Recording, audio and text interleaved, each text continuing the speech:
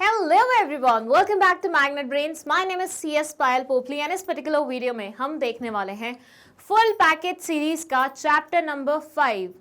Full package series एक नई series मैंने शुरू की थी फॉर यू पीपल जो बोर्ड्स के अभी एग्जाम देने वाले हैं। क्या है इसमें, जो हमारा सैम्पल पेपर रिलीज किया था सीबीएसई ने, उसका रेप्लिका बनाया है हमने चैप्टर वाइज। जिस तरह से जिस पैटर्न से क्वेश्चन वहाँ दिए हुए थे, सेम पैटर्न से हमने चैप्टर वाइज क्वेश्चन फ्रेम करके इस सीरीज में इंसर्ट कराए हैं। ठीक है, तो 4 चैप्टर के ऑलरेडी वीडियोस रिलीज हो चुके हैं। किसी भी स्टूडेंट ने अगर अभी तक नहीं देखे हैं, लिंक आपको डिस्क्रिप्शन बॉक्स में मिल जाएगा। इस सीरीज में मैंने अपनी तरफ से बहुत मेहनत करी है, अच्छे अच्छे क्वेश्चंस आप लोगों के लिए इकट्ठे करके इंसर्ट करे हैं इसमें, तो इस चीज़ का भरपूर फ़ायदा उठाइए। ओके, चलिए अब शुरू करते हैं हम ऑर्गेनाइजिंग चैप्टर का ये फुल पैकेज सीरीज का video. But before that let me tell you people this that Magnet Brains ने अपनी books and e books launch करी हैं, जिसमें आपको बिजनेस स्टडीज़ के NCERT solution, sample paper solution, previous year questions as well as topic wise explanation, MCQ सब मिल जाएंगे एक ही जगह। तो इन बुक्स को भी आप ले सकते हैं। इनको लेने का एक सिंपल सा तरीका है, डिस्क्रिप्शन बॉक्स में एक फॉर्म का लिंक लिखा हुआ है, उस पर क्लिक कीजिए, उसे फिल कीजिए, यहाँ से आपको कॉल जाएगा और दिल टेल यू कि कैसे आप इन बुक्स को ले सकते हैं। ओके, चलिए अब मैं आपको बता दूं ये फुल पैकेज सीरीज में क्या क्या होने वाला है। क्वेश्चन 1 to 20 होने वाले हैं, 1 मार्क ईच के, जो कि एमसीक्यूज रहेंगे, जिसमें आपको असर्शन, रीजन वाले question, match the following, picture based question, case study based question सब मिल जाएंगे एक ही जगह पे। देन है 21 to 24, ये 3 मार्क्स के हैं सब्जेक्टिव क्वेश्चंस। 25 to 30 हैं 4 मार्क्स क्वेश्चन, सब्जेक्टिव क्वेश्चन भी होंगे इसमें, केस बेस्ड क्वेश्चन भी हो सकते हैं। 31 to 34 हैं 6 मार्क्स ईच के, और सब्जेक्टिव क्वेश्चन भी होंगे इसमें, केस बेस्ड क्वेश्चन भी हो सकते हैं। अब किस में आपको कितना लिखना है वो बता देती हूँ। पहले तो इस पूरे पेपर में आपके 34 क्वेश्चन होंगे, हर क्वेश्चन के सामने उसके मार्क्स लिखे होंगे, हर क्वेश्चन को आपको बिल्कुल ब्रीफ में और टू द पॉइंट एक्सप्लेन करना है। 3 नंबर वाले क्वेश्चन में आपको 50 से 75 वर्ड्स इस्तेमाल करने हैं, 4 नंबर क्वेश्चन में आपको 150 वर्ड्स इस्तेमाल करने हैं, 6 नंबर में आपको 200 वर्ड्स इस्तेमाल करने हैं। सारे 5 एक क्वेश्चन के एक ही जगह अटेम्प्ट करने की कोशिश करिएगा, ठीक है। And that's our first MCQ।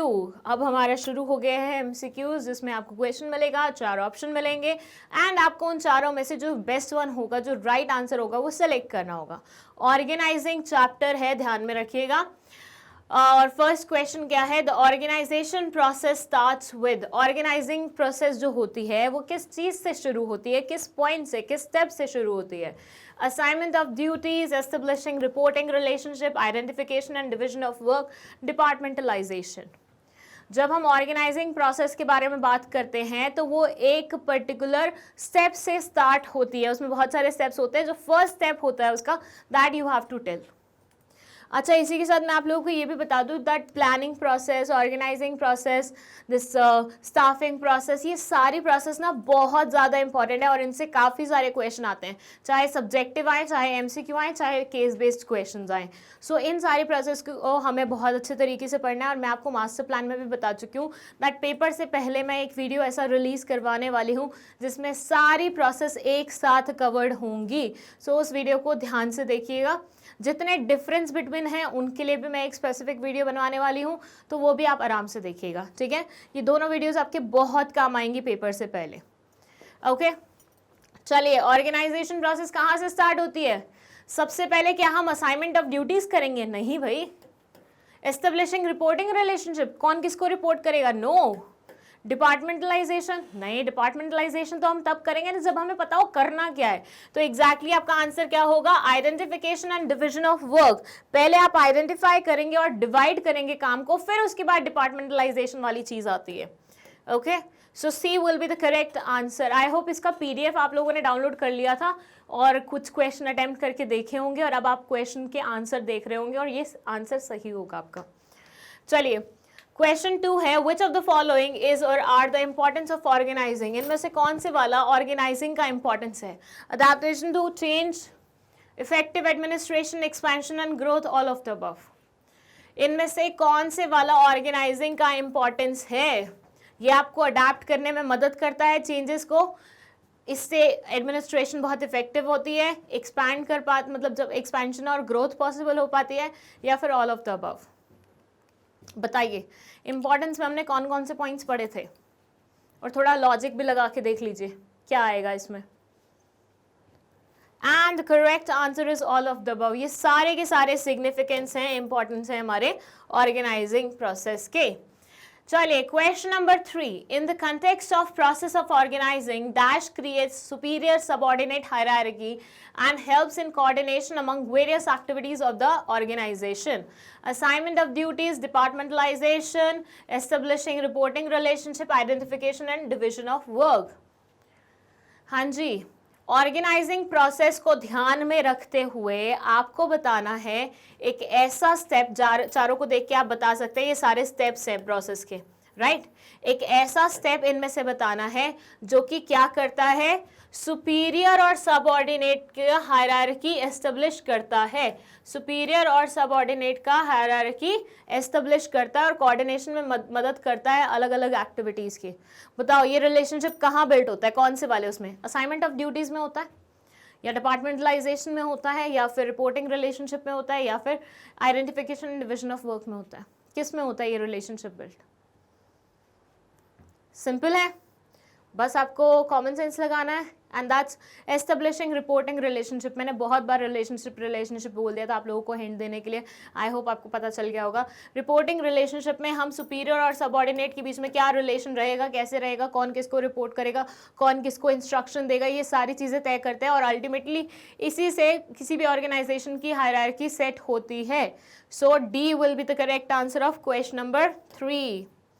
चलिए question 4, organization leads to optimal utilization of resources which helps in dash prevention of confusion, minimization of wastage, increase project timeline, both A and B। जब हम organising process करते हैं तो उसकी वजह से resources का ऑप्टिमम यूटिलाइजेशन होता है, मतलब रिसोर्सेज अच्छे से इस्तेमाल हो पाते हैं, बिल्कुल ऑप्टिमली, मतलब 100% तक इस्तेमाल हो पाना, निचोड़ के इस्तेमाल कर लिया तुमने रिसोर्सेज को बिल्कुल। इससे किस चीज़ में मदद मिलती है? कंफ्यूजन प्रिवेंट होती है, वेस्टेज मिनिमाइज होती है, प्रोजेक्ट टाइमलाइन बढ़ जाता है, both A and B.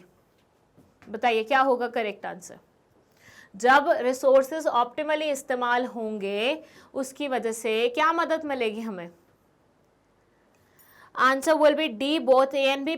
Confusion prevent करेगी वो, at the same time wastage रोकेगी, इंक्रीज प्रोजेक्ट टाइमलाइन नहीं होगा, that's not an advantage actually, that's a minus point कि भाई ये टाइमलाइन बढ़ा रही है प्रोजेक्ट की, वो नहीं होना चाहिए। ऊपर वाले दो will be the correct answer, so हमारा यहाँ पे डी क्या होगा, सही आंसर होगा।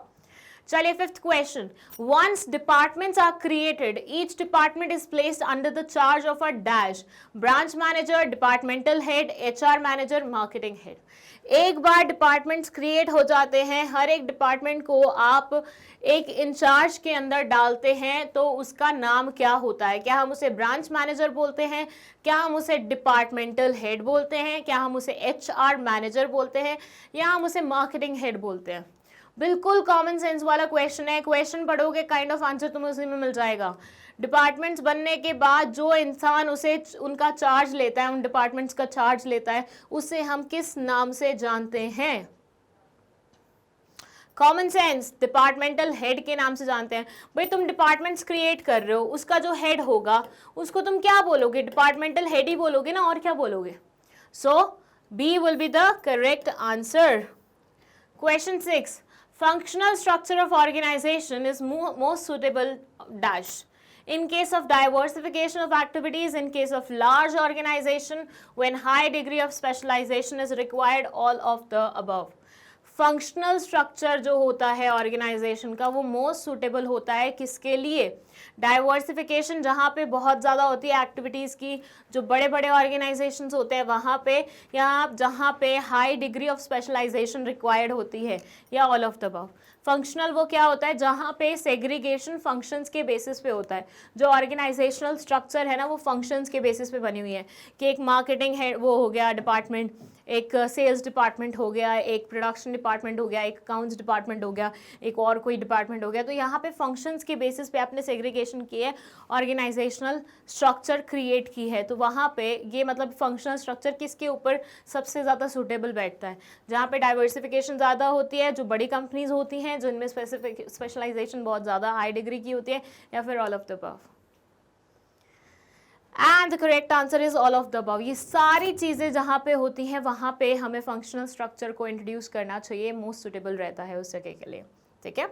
चलिए 7th question, divisional structure can bring dash that can lead to incompatibilities. Divisional structure can bring dash that can lead to incompatibilities. Specialization, compartmentalization, departmentalization या फिर all of the above. Divisional structure क्या bring करती है? Divisional structure की वजह से क्या होता है? डिविजनल स्ट्रक्चर होता है कौन सा है? जिसमें हम प्रोडक्ट्स के बेसिस पे सेग्रीगेशन करते हैं, प्रोडक्ट 1, प्रोडक्ट 2, प्रोडक्ट 3, ऐसा। तो वो वाला structure can lead to incompatibilities. बताइए, स्पेशलाइजेशन, कंपार्टमेंटलाइजेशन, डिपार्टमेंटलाइजेशन या ऑल ऑफ द अबव? बोलिए। And the correct answer is compartmentalisation. Divisional structure से हम कंपार्टमेंट्स फॉर्म करते हैं which can lead to the incompatibilities. Okay, question 8 है, if a firm wants to diversify its business into different products and expand to different territories, which organisation structure would be suited for this firm? अच्छा, एक चीज़ मान लो, ये जो organisational structure है ना, ये IMP है, चाहे इसमें डिविजनल बोल लो या फंक्शनल बोल लो। डिविजनल स्ट्रक्चर हो या फंक्शनल स्ट्रक्चर हो, दोनों ही स्ट्रक्चर्स काफ़ी ज़्यादा इंपॉर्टेंट हैं। इनसे कई बार मैंने देखा है क्वेश्चन पूछे गए हैं, एमसीक्यू, सब्जेक्टिव टाइप के, केस बेस्ड। तो इसको थोड़ा सा अच्छे से पढ़ लेना, ठीक है। इस चैप्टर में ये वाला टॉपिक बहुत ज़्यादा इंपॉर्टेंट है, ओके। चलिए, यहाँ पे आपसे यही क्वेश्चन पूछा हुआ है कि अगर एक फर्म एक्सपैंड कर, डाइवर्सिफाई करने के बारे में सोचती है डिफरेंट प्रोडक्ट्स में, एक पर्टिकुलर ऑर्गेनाइजेशन है, डाइवर्सिफाई करना चाहती है डिफरेंट प्रोडक्ट्स में and expand to different territories, और डिफरेंट टेरिटरीज में भी जाना चाहती है, तो ऐसे में उसे कौन से वाला ऑर्गेनाइजेशनल स्ट्रक्चर फिट होता है उसके ऊपर? मतलब वो अपने प्रोडक्ट्स भी इंक्रीज करना चाहती है और डिफरेंट रीजन्स में भी फैलना चाहती है। ऐसे में कौन से वाला ऑर्गेनाइजेशनल स्ट्रक्चर उनके ऊपर फिट बैठेगा? Divisional structure, functional structure, informal structure, network structure. Usually ये जो दिए होते हैं ना, ये एडिशनल होते हैं, इनका कोई मतलब नहीं बनता। एक्चुअली आपकी जो चॉइस होती है वो 50-50 की होती है डिविजनल और फंक्शनल में। बताइए। And the correct answer is divisional structure. जैसे कि इन्होंने यहाँ पे मेंशन कर ही दिया कि वो डाइवर्सिफाई करना चाहते हैं डिफरेंट प्रोडक्ट्स में, मतलब वो नए प्रोडक्ट्स लॉन्च करना चाहते हैं। तो नए प्रोडक्ट्स जब लॉन्च होते हैं तो एडिशनल प्रोडक्ट्स लॉन्च हो रहे हैं, तो प्रोडक्ट्स जहाँ पे ज़्यादा होते हैं एक से, वहाँ पे डिविजनल स्ट्रक्चर बेस्ट सूटेड होती है। चलिए, नेक्स्ट क्वेश्चन है, which of the following is not an importance of delegation of authority? हम जब अपना काम किसी और को करने के लिए देते हैं, अपने जूनियर्स को करने के लिए देते हैं, तो उसे हम डेलीगेशन बोलते हैं। तो डेलीगेशन जब हम करते हैं अथॉरिटी का, तो इनमें से कौन से वाला इंपॉर्टेंस हमें नहीं मिलता है? मतलब इनमें से कौन से वाला फ़ायदा हमें नहीं मिलता है? फर्स्ट है इफेक्टिव मैनेजमेंट, सेकंड है relief to top managers, third है फैसिलिटेशन, फोर्थ है बेसिस ऑफ मैनेजमेंट हायरार्की। समझ रहे हैं बात? क्या पूछ रहे हैं आपसे? ये पूछ रहे हैं कि जब आप डेलीगेशन करते हैं, मतलब फर्स्ट से कोई काम मुझे मिला हुआ था बट मैं बहुत ज़्यादा ऑक्यूपाइड हूँ बाकी सब कामों को लेके, और मुझे पता है मेरा जूनियर आसानी से इस चीज़ को हैंडल कर सकता है, so what I will do, I will transfer it to that person, I will make him do that particular thing. तो इसे डेलीगेशन बोला जाता है। तो डेलीगेशन से बहुत सारे फ़ायदे होते हैं, बट कौन से वाला फ़ायदा नहीं होता है इनमें से, वो आपको पता लगाना है। तो इफेक्टिव मैनेजमेंट होती है, बिल्कुल होती है भाई। देखो, अब ऐसे में मान लो सारे काम मैं खुद ही करने बैठ जाऊंगी तो मेरे को बहुत ज़्यादा टाइम लग जाएगा। हो सकता है किसी चीज़ की ड्यू डेट थी, मैं वो पूरी नहीं कर पाऊंगी, तो बेटर है अगर मेरा जूनियर वो काम कर सकता है तो मैं उसको दे रही हूँ, तो मैनेजमेंट अच्छे से चल जाएगी।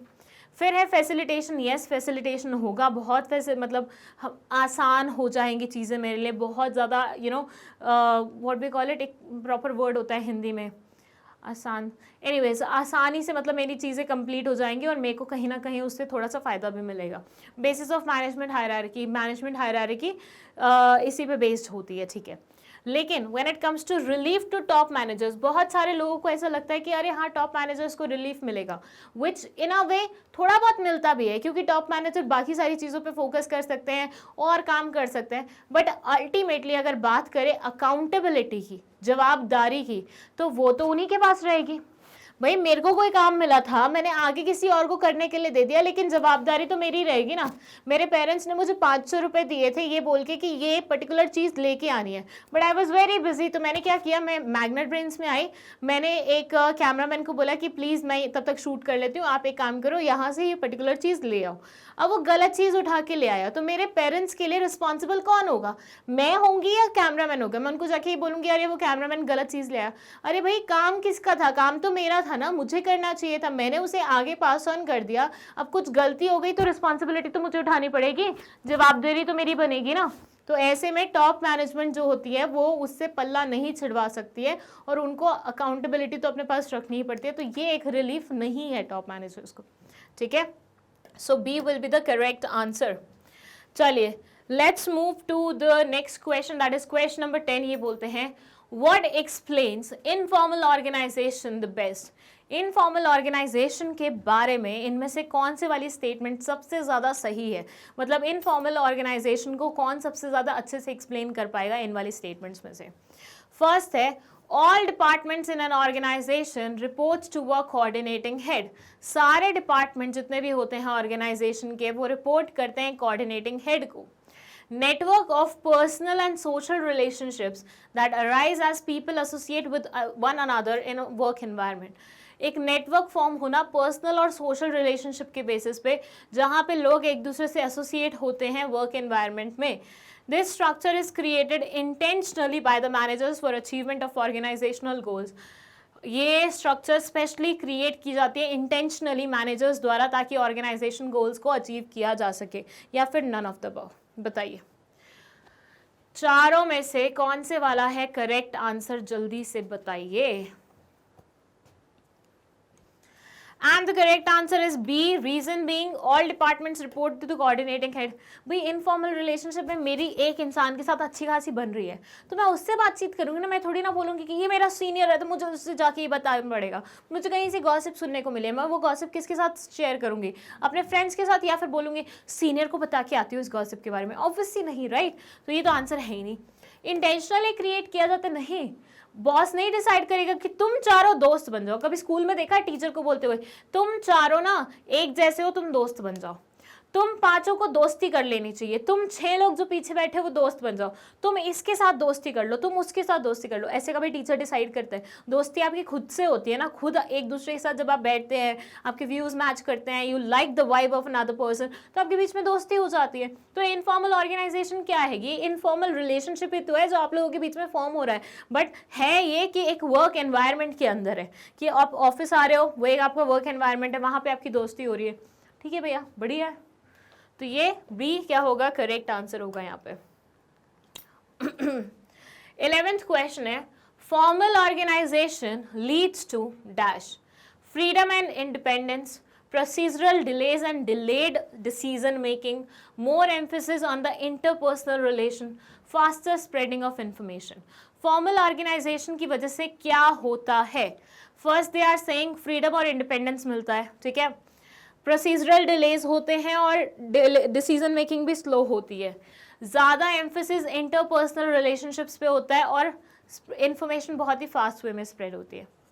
यहाँ पे मैं आपको बता दूँ सारी चीज़ें उसके बारे में गलत लिखी हुई हैं एक्सेप्ट 1। आपको वो एक्सेप्ट 1 वाली चीज़ पहचाननी है।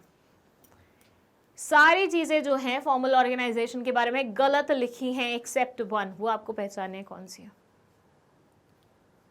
And the correct answer is second, procedural delays and delayed decision making.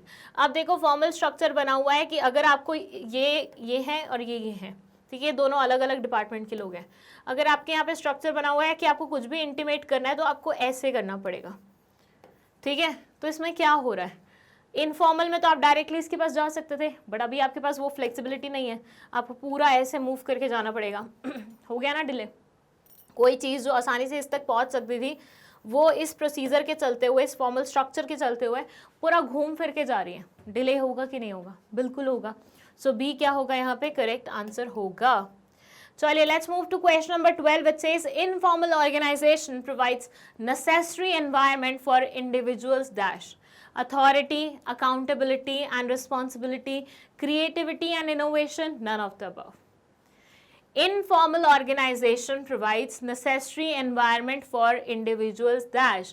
Informal organization जो होती है वो necessary environment provide करती है individual के लिए, किस चीज़ के लिए? authority बनाने के लिए, accountability and responsibility के लिए, creativity and innovation के लिए, या फिर none of the informal environment की बात हो रही है. informal structure क्या होगा इससे?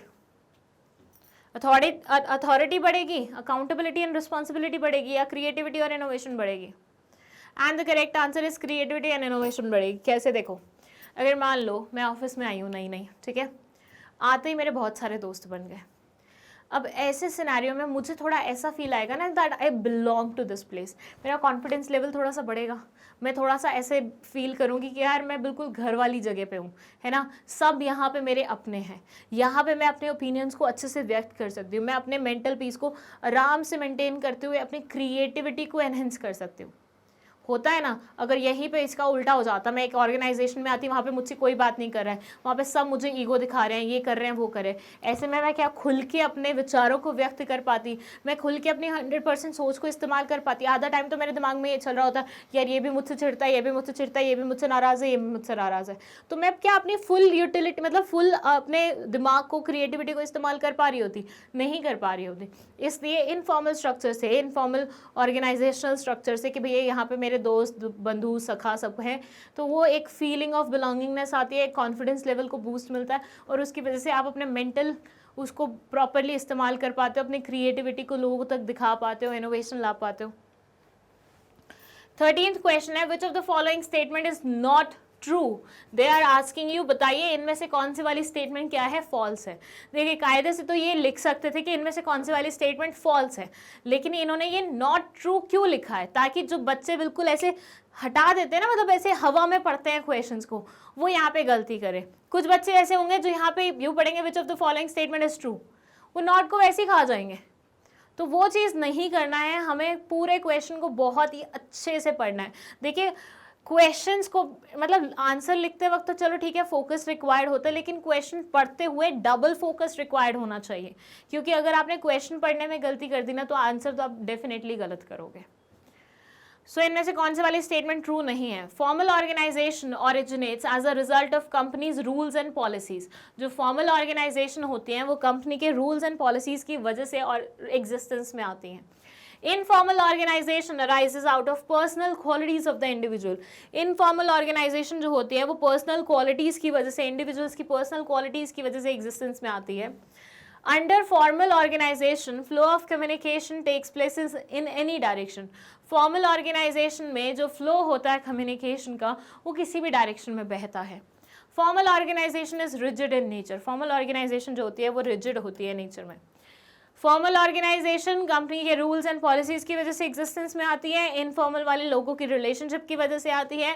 फॉर्मल ऑर्गेनाइजेशन में फ्लो जो होता है कम्युनिकेशन का, वो हर एक डायरेक्शन में मूव करता है.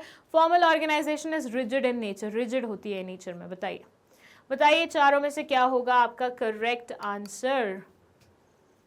इनमें से कौन सी वाली स्टेटमेंट ट्रू नहीं है? And the correct answer is answer C. क्यों? क्योंकि फॉर्मल ऑर्गेनाइजेशन में जो कम्युनिकेशन का फ्लो होता है वो एक प्रेस्क्राइब्ड डायरेक्शन में होता है. It's not like it will go anywhere, वो इनफॉर्मल में होता है. बाकी सारी स्टेटमेंट्स करेक्ट थी. Formal organisation yes indeed company के रूल्स एंड पॉलिसीज़ की वजह से एग्जिस्टेंस में आती है. इनफॉर्मल पर्सनल क्वालिटीज़ की वजह से आती है. और फॉर्मल ऑर्गेनाइजेशन रिजिड होती है इन कंपैरिजन टू इनफॉर्मल वाली. चलिए 14th question. One of the disadvantages of informal organization is that it generally prefers what? Deviance, status quo, disruptiveness, disorderliness. Informal organization का एक disadvantage है क्या? कि वो prefer करता है deviance, status quo, disruptiveness या फिर disorderliness. बताइए क्या prefer करता है informal organization? बोलिए. And correct answer is status quo prefer करता है हमारा informal organisation, and that's an disadvantage of this particular thing. चलिए that's a disadvantage, sorry. Question 15 है, minimum freedom for managers and maximum constraints are main features of dash. Total autonomy, total decentralization, total centralization, total congruency. अच्छा one sec, इसमें ना कुछ missing है. Minimum freedom for managers and maximum constraints. Okay नहीं ठीक है. Managers के लिए मिनिमम फ्रीडम और मैक्सिमम कॉन्स्ट्रेंट्स, मतलब फ्रीडम बहुत कम मिल रही है लेकिन रिस्ट्रिक्शंस बहुत सारी लगी हुई हैं. ये कौन से वाले उसका मेन फीचर है? टोटल ऑटोनॉमी का, टोटल डिसेंट्रलाइजेशन का, टोटल सेंट्रलाइजेशन का, टोटल कॉन्ग्रुएंसी का. बताइए. मैनेजर्स को फ्रीडम बहुत कम दी हुई है, कॉन्स्ट्रेंट्स रिस्ट्रिक्शंस उनके ऊपर ज़्यादा लगाई हुई है. And the correct answer of this question is total centralisation का. सेंट्रलाइजेशन में जितनी भी पावर्स होती है सारी की सारी टॉप लेवल पे बिलोंग मतलब रखी जाती है, बाकी सबको कुछ पावर्स नहीं दी जाती हैं, अथॉरिटी नहीं दी जाती है. एंड ये फीचर टोटल सेंट्रलाइजेशन का है. चलिए अब आ गया हमारा पिक्चर बेस्ड क्वेश्चन. सो सबसे पहले तो यहाँ पे इस पिक्चर को थोड़ा सा एनालाइज कर लीजिए, उसके बाद हम क्वेश्चन पे आएंगे. ठीक है. इस पिक्चर में क्या दिख रहा है मैं आप लोगों को थोड़ा सा एक्सप्लेन कर देती हूँ. रीजन बीइंग बहुत छोटू छोटू सा है ना. अच्छा जितने भी पिक्चर्स हम उठा रहे हैं सारी एनसीईआरटी से उठा रहे हैं. एनसीईआरटी में काफ़ी सारी पिक्चर्स है, हर एक चैप्टर में 2-3 पिक्चर्स तो आराम से मिल जाएंगी. सबसे पहले तो आपको यही करना है, पिक्चर बेस्ड क्वेश्चंस के लिए उन सारी पिक्चर्स को बहुत अच्छी डिटेल से पढ़ लेना. ठीक है. देखिए यहाँ पे ऐसे है कि ये लोग बैठे हुए हैं, वेट कर रहे हैं. आप देख सकते हैं ये औरत है जो कि घड़ी की तरफ देख रही है, विच डायरेक्टली इंडिकेट्स कि ये वेट कर रही है. यूजुअली हम घड़ी की तरफ कब देखते हैं? जब हम किसी चीज़ का इंतजार कर रहे होते हैं, राइट. तो ये वेट कर रही है. ठीक है. ये यहाँ पे बैठे हुए हैं, अगेन ये भी वेट कर रहे हैं. ये यहाँ पे खड़ी हुई हैं, इनके बाद क्योंकि सोफे पे जगह नहीं थी तो इनको खड़ा होना पड़ा. अगेन ये भी वेट कर रहे हैं. और ये यहाँ पे लिख रहे हैं बॉस इज़ बिजी. वो बाहर खड़े होते हैं ना, बॉस के रूम के बाहर एक बंदा जो बताता है कि अरे अभी बॉस नहीं मिल सकते, ही इज़ क्वाइट बिजी, उनको थोड़ा फ्री होने दो, उसके बाद मैं आपको परमिशन दूंगा. और यहाँ पे बॉस क्या कर रहा है, इतनी सारी फाइल्स अपने पास लेके लिखे हुए हैं. All files must be approved by me. सारी फाइल्स मैं ही अप्रूव करूंगा, I won't give it to anybody else. क्या समझ में आ रहा है यहाँ पे आपको? क्या सिनेरियो है ये? एक ऐसा सिनेरियो जहाँ पे बॉस ने सारी फाइल्स अपने पास रखी हुई हैं और ये बोल रहा है अप्रूव सारी फाइल्स मैं खुद करूंगा. That's why he is busy and so many people are waiting outside for him to be free, ताकि वो अपनी बात उनसे कर सके. बट बॉस अभी बिजी हैं, वो नहीं मिल पाएंगे. और वो किस चीज़ में बिजी हैं? फाइल्स को अप्रूव करने में बिजी हैं. इतना है एक्सप्लेनेशन इस पिक्चर का. ठीक है. Now let's move to the question. It says in this image which concept is missing? इस इमेज में कौन से वाली कॉन्सेप्ट मिसिंग है? Centralisation, decentralisation, delegation, none of the above. कौन से वाली कॉन्सेप्ट यहाँ पे मिसिंग है आपको वो बताना है. ध्यान दीजिएगा यहाँ पे जो बॉस है वो फ्री नहीं है, मतलब वो बहुत ज़्यादा बिजी है. और बिजी है तो क्यों बिजी है? क्योंकि वो फाइल्स को अप्रूव करा है. He doesn't want to share those files with anybody else. He wants to approve all the files by himself. बताइए कौन से वाली कॉन्सेप्ट मिसिंग है? The concept is delegation. अगर ये फाइल्स अपने जूनियर्स को दे देता अप्रूव करने के लिए, ऐसे लोगों को दे देता जिसपे इसका ट्रस्ट था कि हाँ ये लोग कर लेंगे ये काम, तो ऐसे में ये थोड़ा फ्री होता. ये फ्री होता तो इस बंदे को ऐसे टैग लेके खड़ा नहीं होना पड़ता कि भैया ये बिजी है, और इन लोगों को ऐसे वेट नहीं करना पड़ता उसका. ठीक है. तो डेलीगेशन यहाँ पे वो जो कॉन्सेप्ट है जो कि मिसिंग है. ठीक है. आया समझ? जितने भी इमेज बेस्ड क्वेश्चन होंगे ऐसे ही आएंगे, आपको प्रॉपर इमेज को एनालाइज करना पड़ेगा. ओके. चलिए चलते हैं 17th क्वेश्चन पे. ये है हमारा असर्शन रीजन वाला क्वेश्चन.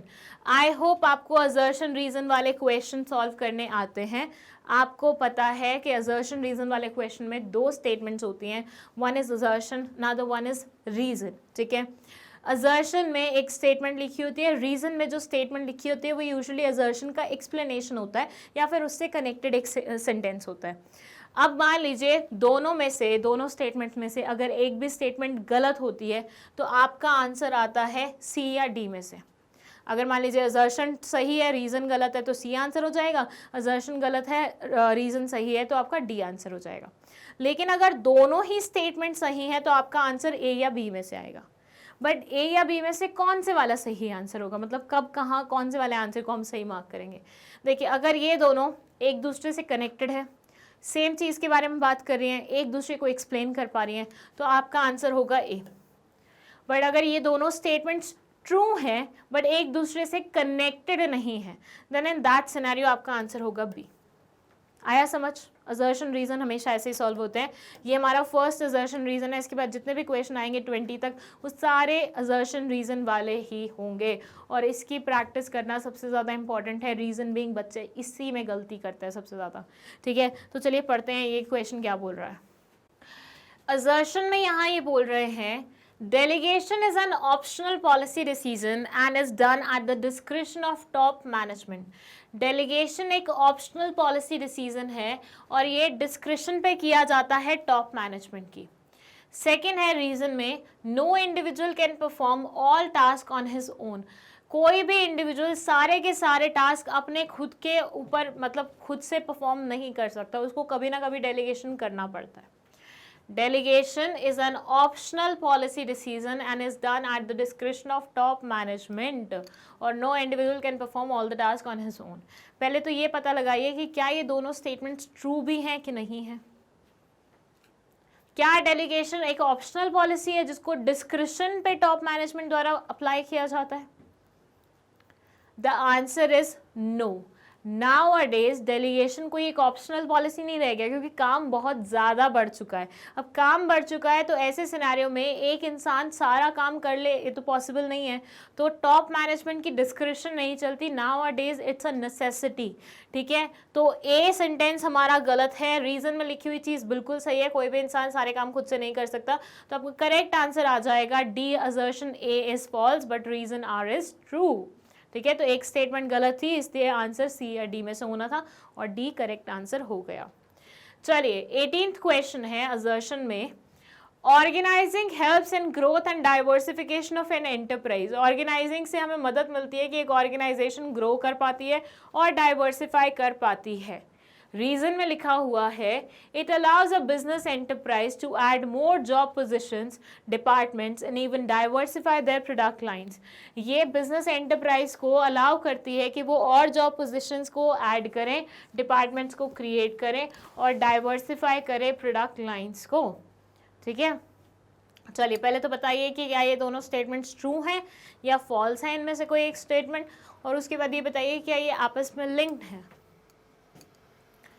ये बता देती हूँ मैं, ये दोनों ही स्टेटमेंट्स ट्रू हैं, तो आपका आंसर इन दोनों में से आएगा, इन दोनों में से नहीं आएगा। यस, ऑर्गेनाइजिंग मदद करती है एक ऑर्गेनाइजेशन के ग्रो करने में, डाइवर्सिफाई करने में, और ये बिजनेस एंटरप्राइज की मदद करती है जॉब पोजीशंस ऐड करने में, डिपार्टमेंट्स ऐड करने पे और प्रोडक्ट्स लाइन को डाइवर्सिफाई करने में, मतलब नए प्रोडक्ट्स ऐड करने में। सो यहाँ पे दोनों ही ऑर्गेनाइजिंग के बारे में बात कर रहे हैं। So yes indeed, both are related, both are connected, both are explaining each other अच्छे से। So A will be the correct answer of this question.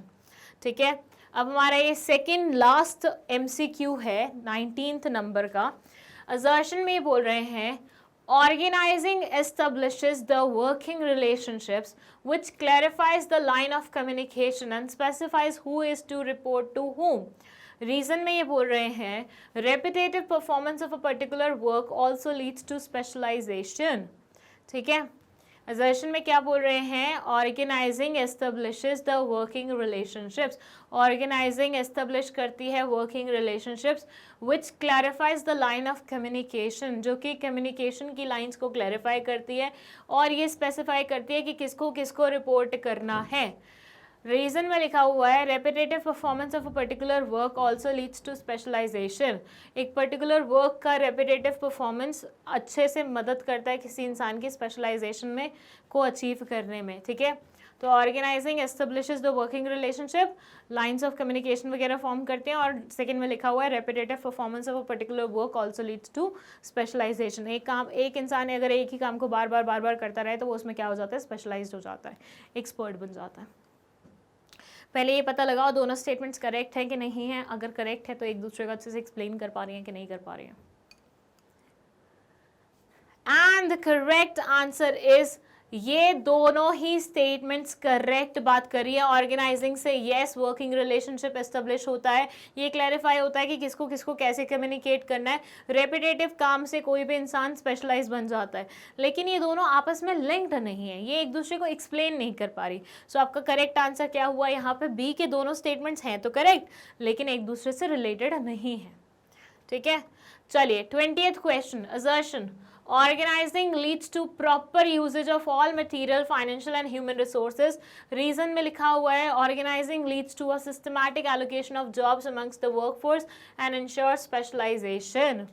Assertion में क्या बात कर रहे हैं ये, organizing leads to proper usage of all material. Organizing से प्रॉपर यूजेज होता है सारे मटेरियल्स का, फाइनेंशियल हो या ह्यूमन हो या कुछ भी हो, मतलब सारी चीज़ों का फुल यूटिलाइजेशन होगा, ऑप्टिमम यूटिलाइजेशन होगा रिसोर्सेज का, किसी भी तरह का रिसोर्स अगर वो होगा।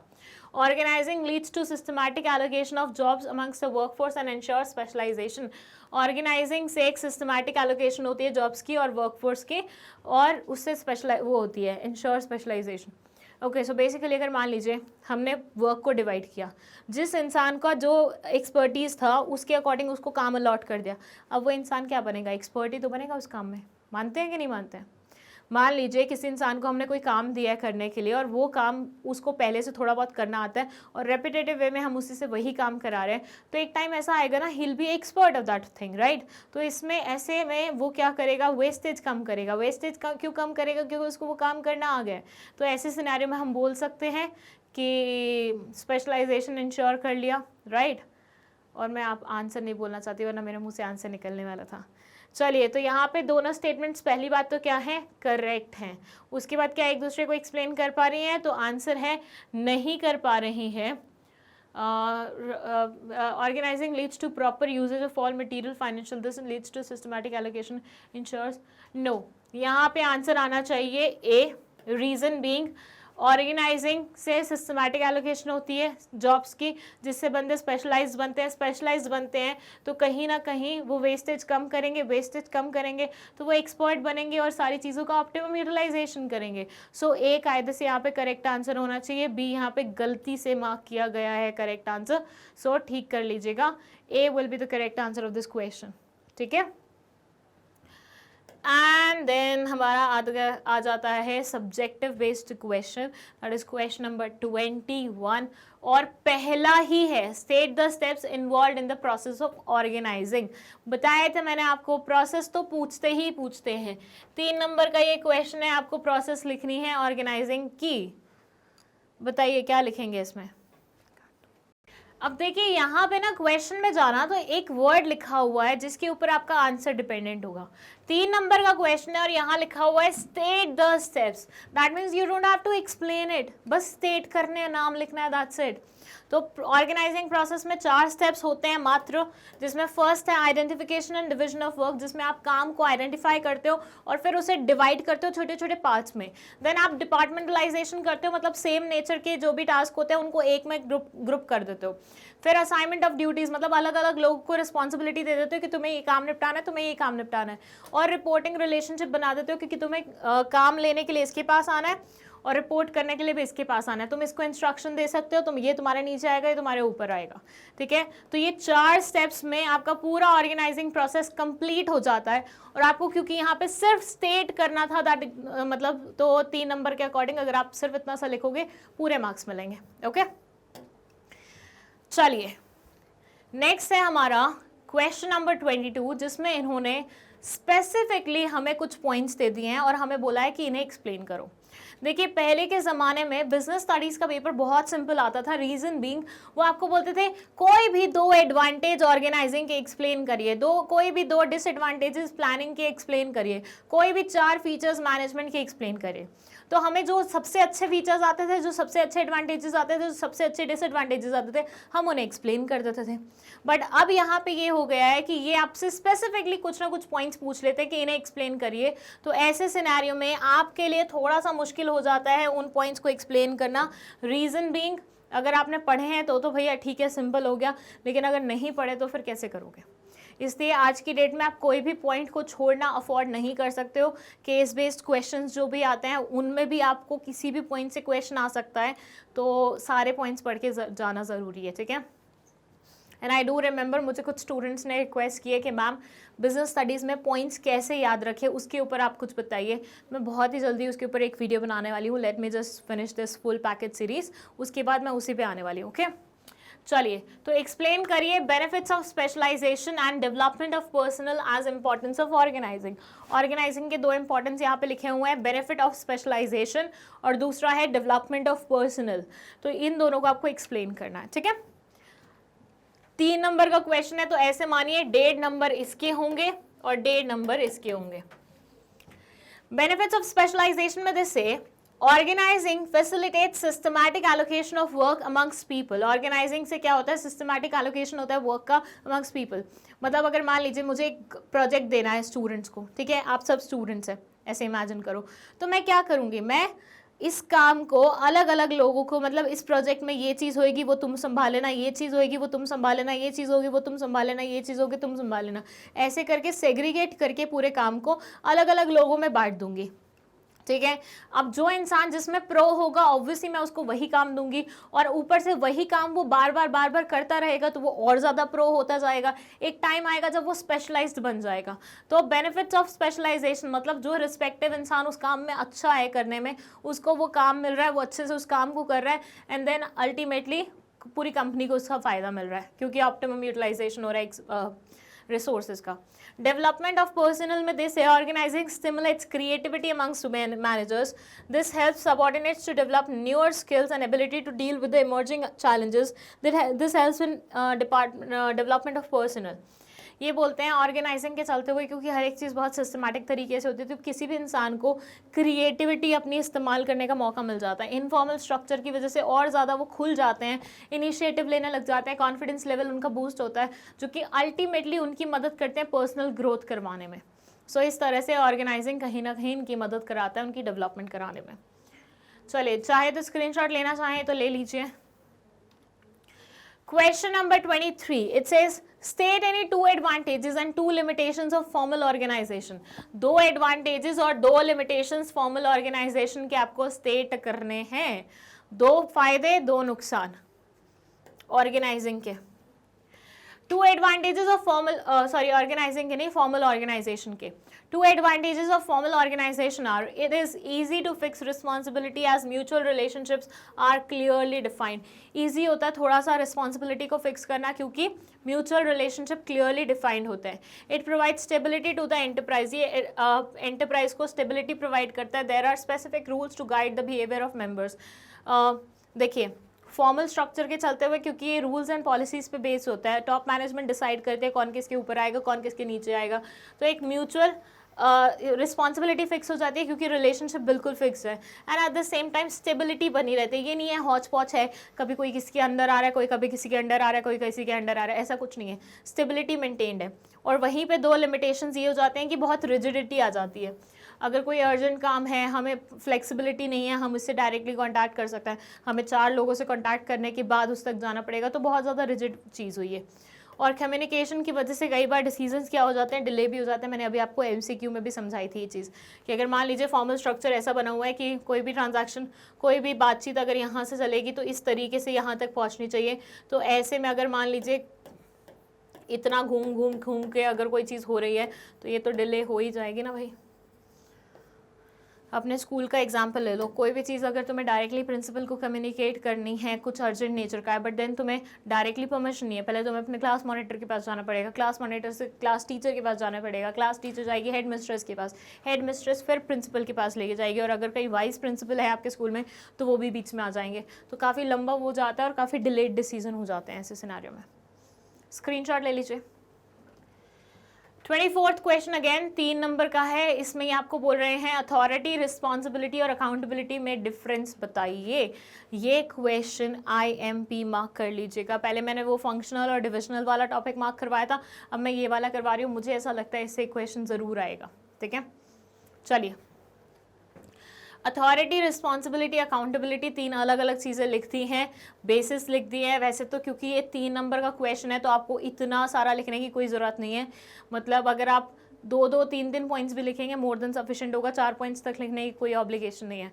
बट एक बार पढ़ लो, अगर मान लो 6 नंबर में आ जाता है या 4 नंबर में आ जाता है तो इतना लिख देना, ठीक है। मीनिंग में ये बोलते हैं it means the right to take decision and command subordinates, power, मतलब जिसके चलते हुए आप दूसरों को इंस्ट्रक्शन दे सकते हैं, दूसरों को कमांड दे सकते हैं, उसको हम अथॉरिटी बोलते हैं।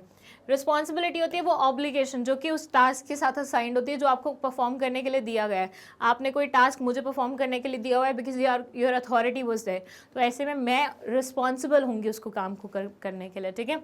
It means being answerable for the final outcome, ये हो जाती है ऑब्लिगेशन और ये हो जाता है आपका अकाउंटेबिलिटी, आंसरेबिलिटी से रिलेटेड, मतलब यहाँ पे आप जिम्मेदार होंगे, जवाबदेही होंगे, ठीक है। Origin, it originates from the job position in the scalar chain, ये स्कैलर चेन में जो जॉब पोजीशन होती है उसकी वजह से ओरिजिनेट होता है। It arises due to from delegated authority, ये अथॉरिटी की वजह से एग्जिस्टेंस में आता है, और ये रिस्पॉन्सिबिलिटी की वजह से एग्जिस्टेंस में आता है। सो ये नॉर्मल जॉब पोजीशन की वजह से आएगा, ये इसकी वजह से आएगा, मतलब अथॉरिटी की वजह से आएगा, और ये रिस्पॉन्सिबिलिटी की वजह से आएगा, तो एक दूसरे की वजह से ये एग्जिस्टेंस में आता है। Flow, it flows from superior to subordinate, obviously superior ही सबॉर्डिनेट को वो देगा ना इंस्ट्रक्शन।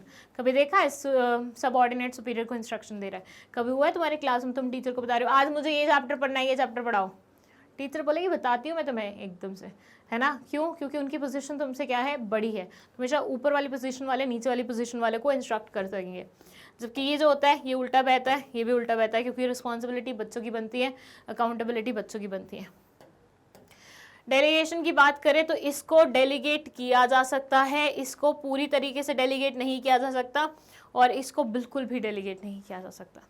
तो इसको डेलीगेट किया जा सकता है, इसको नहीं किया जाता, मतलब पूरी तरीके से नहीं किया जा सकता, इसको थोड़ा बहुत, मतलब इसको तो बिल्कुल ही नहीं किया जा सकता। अच्छा, बीच में एक क्वेश्चन भी आया था जिसमें था डेलीगेशन के नॉट इम्पॉर्टेंस वाला एक पॉइंट था, जिसमें मैंने आपको एक्सप्लेन किया था डेलीगेशन वाला, मतलब ये पॉइंट ही कि टॉप मैनेजमेंट को कभी भी रिलैक्सेशन नहीं मिलता क्योंकि अकाउंटेबिलिटी तो उनकी बनी ही रहती है, तो वो समवॉट लिंक था इससे। चलिए, स्क्रीनशॉट ले लीजिए पहले, तो मैं थोड़ा सा स्क्रीन से बाहर चली जाती हूँ, फटाफट स्क्रीनशॉट लीजिए। And now let's talk about question number 25। ये बोलता है Maan and Shaan Limited is manufacturing baby bottles and has separate departments of production, sales and finance. Which type of structure would you suggest to them and state some of its advantages? ठीक है, मान और शान क्या है, बेबी बॉटल्स बना रहे हैं और सेपरेट डिपार्टमेंट्स हैं इनके प्रोडक्शन के लिए, सेल्स के लिए और फाइनेंस के लिए। आपको क्या लगता है इनको कौन से वाले स्ट्रक्चर को फॉलो करना चाहिए, और उसके कुछ एडवांटेजेस भी बताइए। बाइफिकेशन देखना किस बेसिस पे हुई है, बाइफिकेशन देखो किस बेसिस पे हुई है। The answer will be functional structure. It says, I would suggest functional structure to them because of its following advantages.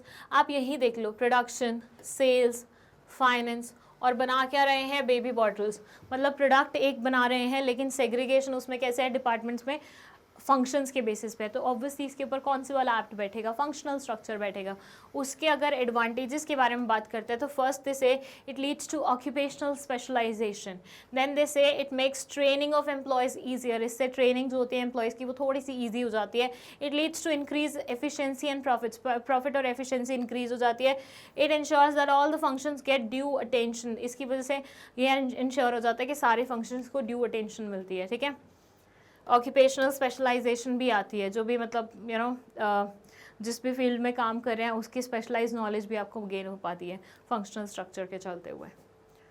सो जहाँ प्रोडक्ट्स बहुत सारे हैं वहाँ डिविजनल स्ट्रक्चर, जहाँ पे अलग अलग फंक्शंस हैं वहाँ पे फंक्शनल स्ट्रक्चर बेस्ट सूटेड होगा। तो ये हो गया हमारा 25th क्वेश्चन, ठीक है। Now let's move to question number 26। ये बोल रहे हैं you are working in HR department, day by day you are facing problems due to existence of informal groups, what steps would you take to manage such informal groups. देखिए कभी कभी ऐसा होता है ना कि इनफॉर्मल ग्रुप्स वैसे तो अच्छी चीज़ है कि लोगों को थोड़ा अच्छा लगता है ऑर्गेनाइजेशन में आना, लोग छुट्टी मारना कम कर देते हैं, लोगों को बढ़िया फील होता है तो वो पूरी डेडिकेशन के साथ काम करते हैं। पर देन कभी कभी ना यही इनफॉर्मल ग्रुप्स ना बहुत भारी भी पड़ जाते हैं ऑर्गेनाइजेशन के लिए। जब ऐसे मानिए ये फॉर्मल अथॉरिटी पे भारी पड़ने लग जाए, इनफॉर्मल ग्रुप्स के चलते हुए ऑर्गेनाइजेशन को ऐसा कुछ करना पड़े जो वो यूजुअली नहीं करती। फर्स्ट से मैं बोलती हूँ मैग्नेट ब्रेन्स की बात करता है, ठीक है। मैग्नेट ब्रेन्स में प्रोजेक्ट हेड जो हैं हमारी, उनकी सबसे ज़्यादा अथॉरिटी बनती है, ठीक है। तो जब तक सारी चीज़ें नॉर्मल चल रही थी उनकी सब सुन रहे थे, बट फिर ऐसा हुआ कि सब ने एक गुट बना लिया, सब ने एक ग्रुप बना लिया, एंड वो इनफॉर्मल ग्रुप था दोस्तों का। अब वो दोस्तों का ग्रुप इतना स्ट्रांग हो गया कि वो फोर्सफुली जो उनको चाहिए होता है वो मनवाना शुरू कर देते हैं, और ज़बरदस्ती प्रोजेक्ट हेड को भी उनकी सुननी पड़ती है, बिकॉज वो फिर धमकी देते हैं कि हम सब एक साथ छोड़ के चले जाएंगे। तो यहाँ पे इनफॉर्मल ग्रुप क्या हो गया, भारी पड़ गया ऑर्गेनाइजेशन पे। तो वही चीज़ है यहाँ पे, ये बोल रहे हैं कि आप एक ऑर्गेनाइजेशन में काम कर रहे हो एज HR डिपार्टमेंट के हेड, ठीक है, और आपको ये फेस करनी पड़ रही है प्रॉब्लम्स किसकी, इनफॉर्मल ग्रुप्स की। तो क्या स्टेप्स आप लोगे उस पर्टिकुलर इनफॉर्मल ग्रुप से मैनेज करने के, उस पर्टिकुलर इनफॉर्मल ग्रुप को मैनेज करने के, बताइए। चलिए, तो किस तरह से मैनेज करेंगे आप? Following steps should be taken to manage informal groups. ये सारे स्टेप्स लेने चाहिए इनफॉर्मल ग्रुप्स को मैनेज करने के लिए। फर्स्ट इसमें है, manager should ensure that informal groups should follow the rules laid in the organization. Managers को हमेशा ये देखते रहना चाहिए कि जो इनफॉर्मल ग्रुप है वो एटलीस्ट जो ऑर्गेनाइजेशन के बेसिक रूल्स हैं उनको तोड़ नहीं रहा है, ठीक है, उनको ओवरपावर नहीं कर रहा है। Management should make an efficient use of informal groups. Management को कोशिश करनी चाहिए इस इनफॉर्मल ग्रुप को प्रोडक्टिवली इस्तेमाल करने की। मतलब अगर मान लीजिए कि इनफॉर्मल ग्रुप में कोई ऐसा इंसान है जो फॉर्मली आपके हाथ नहीं आ पा रहा है, तो इनफॉर्मल तरीके से उसको अपने हाथ लाने की कोशिश करो, मतलब उसको कंट्रोल में लाने की कोशिश करो, ऐसा कुछ, मतलब ऑर्गेनाइजेशन के फेवर में काम करे इनफॉर्मल ग्रुप, ऐसा होना चाहिए। Management should use group based approaches for decision making and conflict handling. Management को यूज करना चाहिए group based approaches decision making के लिए और कॉन्फ्लिक्ट हैंडलिंग के लिए, मतलब सिंगल इंसान ना डिसीजन लेके ग्रुप बेस्ड डिसीजन होना चाहिए। Manager should assist informal groups for the betterment of organization. Managers को असिस्ट करना चाहिए इनफॉर्मल ग्रुप्स को ताकि ऑर्गेनाइजेशन की बेटरमेंट हो सके। मतलब जहां उन्हें लगे कि हाँ इनफॉर्मल ग्रुप को थोड़ा सा पुश देने से अपना ही फायदा बाद में निकल सकता है, so management should do that thing from their side. Okay, so these are the ways you can have control over informal groups. Otherwise एक बार वो कंट्रोल से बाहर निकल गए तो फिर तुम्हारी ऑर्गेनाइजेशन के लिए बहुत बुरी वाली हालत हो जाएगी, ठीक है। Take a screenshot of this, फिर हम चलते हैं नेक्स्ट क्वेश्चन पे। 27th question, if we delegate authority we multiply it by 2, if we decentralize it we multiply it by many. How? अगर हम अथॉरिटी को डेलीगेट करते हैं तो हम उसे मल्टीप्लाई कर रहे हैं 2 से, लेकिन हम उसे डिसेंट्रलाइज कर देते हैं तो हम उसे मल्टीप्लाई कर रहे हैं बहुत से। क्या, कैसे, बताओ। काइंड ऑफ आपसे डेलीगेशन और डिसेंट्रलाइजेशन में कैसे फर्क आता है उसके बारे में पूछा हुआ है यहाँ पे, बताइए। अगर हम अथॉरिटी को डेलीगेट करते हैं तो हम उसे मल्टीप्लाई कर रहे हैं 2 से, लेकिन हम उसे डिसेंट्रलाइज करते हैं तो हम उसे मल्टीप्लाई कर रहे हैं बहुत से। कैसे? देखिए, delegation of authority refers to granting authority by one individual to another. Delegation में क्या होता है, एक सुपीरियर होता है, एक सबऑर्डिनेट होता है।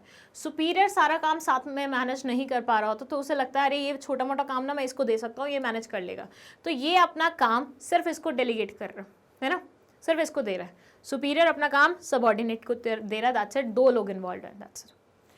Whereas डिसेंट्रलाइजेशन में क्या होता है, ये होती है टॉप मैनेजमेंट, ये होती है मिडिल मैनेजमेंट, ये होती है लोअर मैनेजमेंट। अब टॉप मैनेजमेंट सारी चीज़ें अपने हाथ में ना रख के ये बोलती है जिस लेवल की चीज़ें ना उनके ऊपर डाल दो, वो अपने आप खुद डिसाइड कर लेंगे, ठीक है। तो उन्होंने क्या किया, इन वालों को परमिशन दी कि तुम अपने अकॉर्डिंग जो इस लेवल की चीज़ें खुद निपटा लो, इनको परमिशन दी कि तुम्हारे लेवल पे जो चीज़ें हैं तुम खुद निपटाने की कोशिश करो। तो ऐसे में आपने डेलीगेशन वाला काम ही किया है, काइंड ऑफ अपना काम उनके ऊपर डाल दिया, लेकिन ऐसे डाल दिया है कि बहुत सारे लोग इन्वॉल्व हो गए, 1-2 के बीच में बातचीत नहीं चल रही है, 1-2 का काम मैनेज नहीं हो रहा, पूरे लेवल का काम मैनेज हो रहा है। सो यहाँ ये बोलते हैं इसमें सिर्फ सुपीरियर और सबऑर्डिनेट इन्वॉल्व होता है, therefore its scope is confined to a manager and its immediate subordinate. इसमें मैनेजर और सिर्फ इमीडिएट सबऑर्डिनेट जो होता है वही इन्वॉल्व होते हैं। When we delegate authority we multiply it by 2, that is the delegator and the subordinate to whom authority is delegated. इसको मल्टीप्लाई कैसे किया, 2 से, कि डेलीगेटर होगा एक जो इंसान होगा सुपीरियर जो अपना काम डेलीगेट करे, और एक इन्फीरियर इंसान होगा जो कि सबऑर्डिनेट होगा जिसको अथॉरिटी मिली है। Delegation is a process of sharing of task and authority between a manager and his subordinate. ये sharing of task and responsibility है, अथॉरिटी है मैनेजर और सबऑर्डिनेट के बीच में।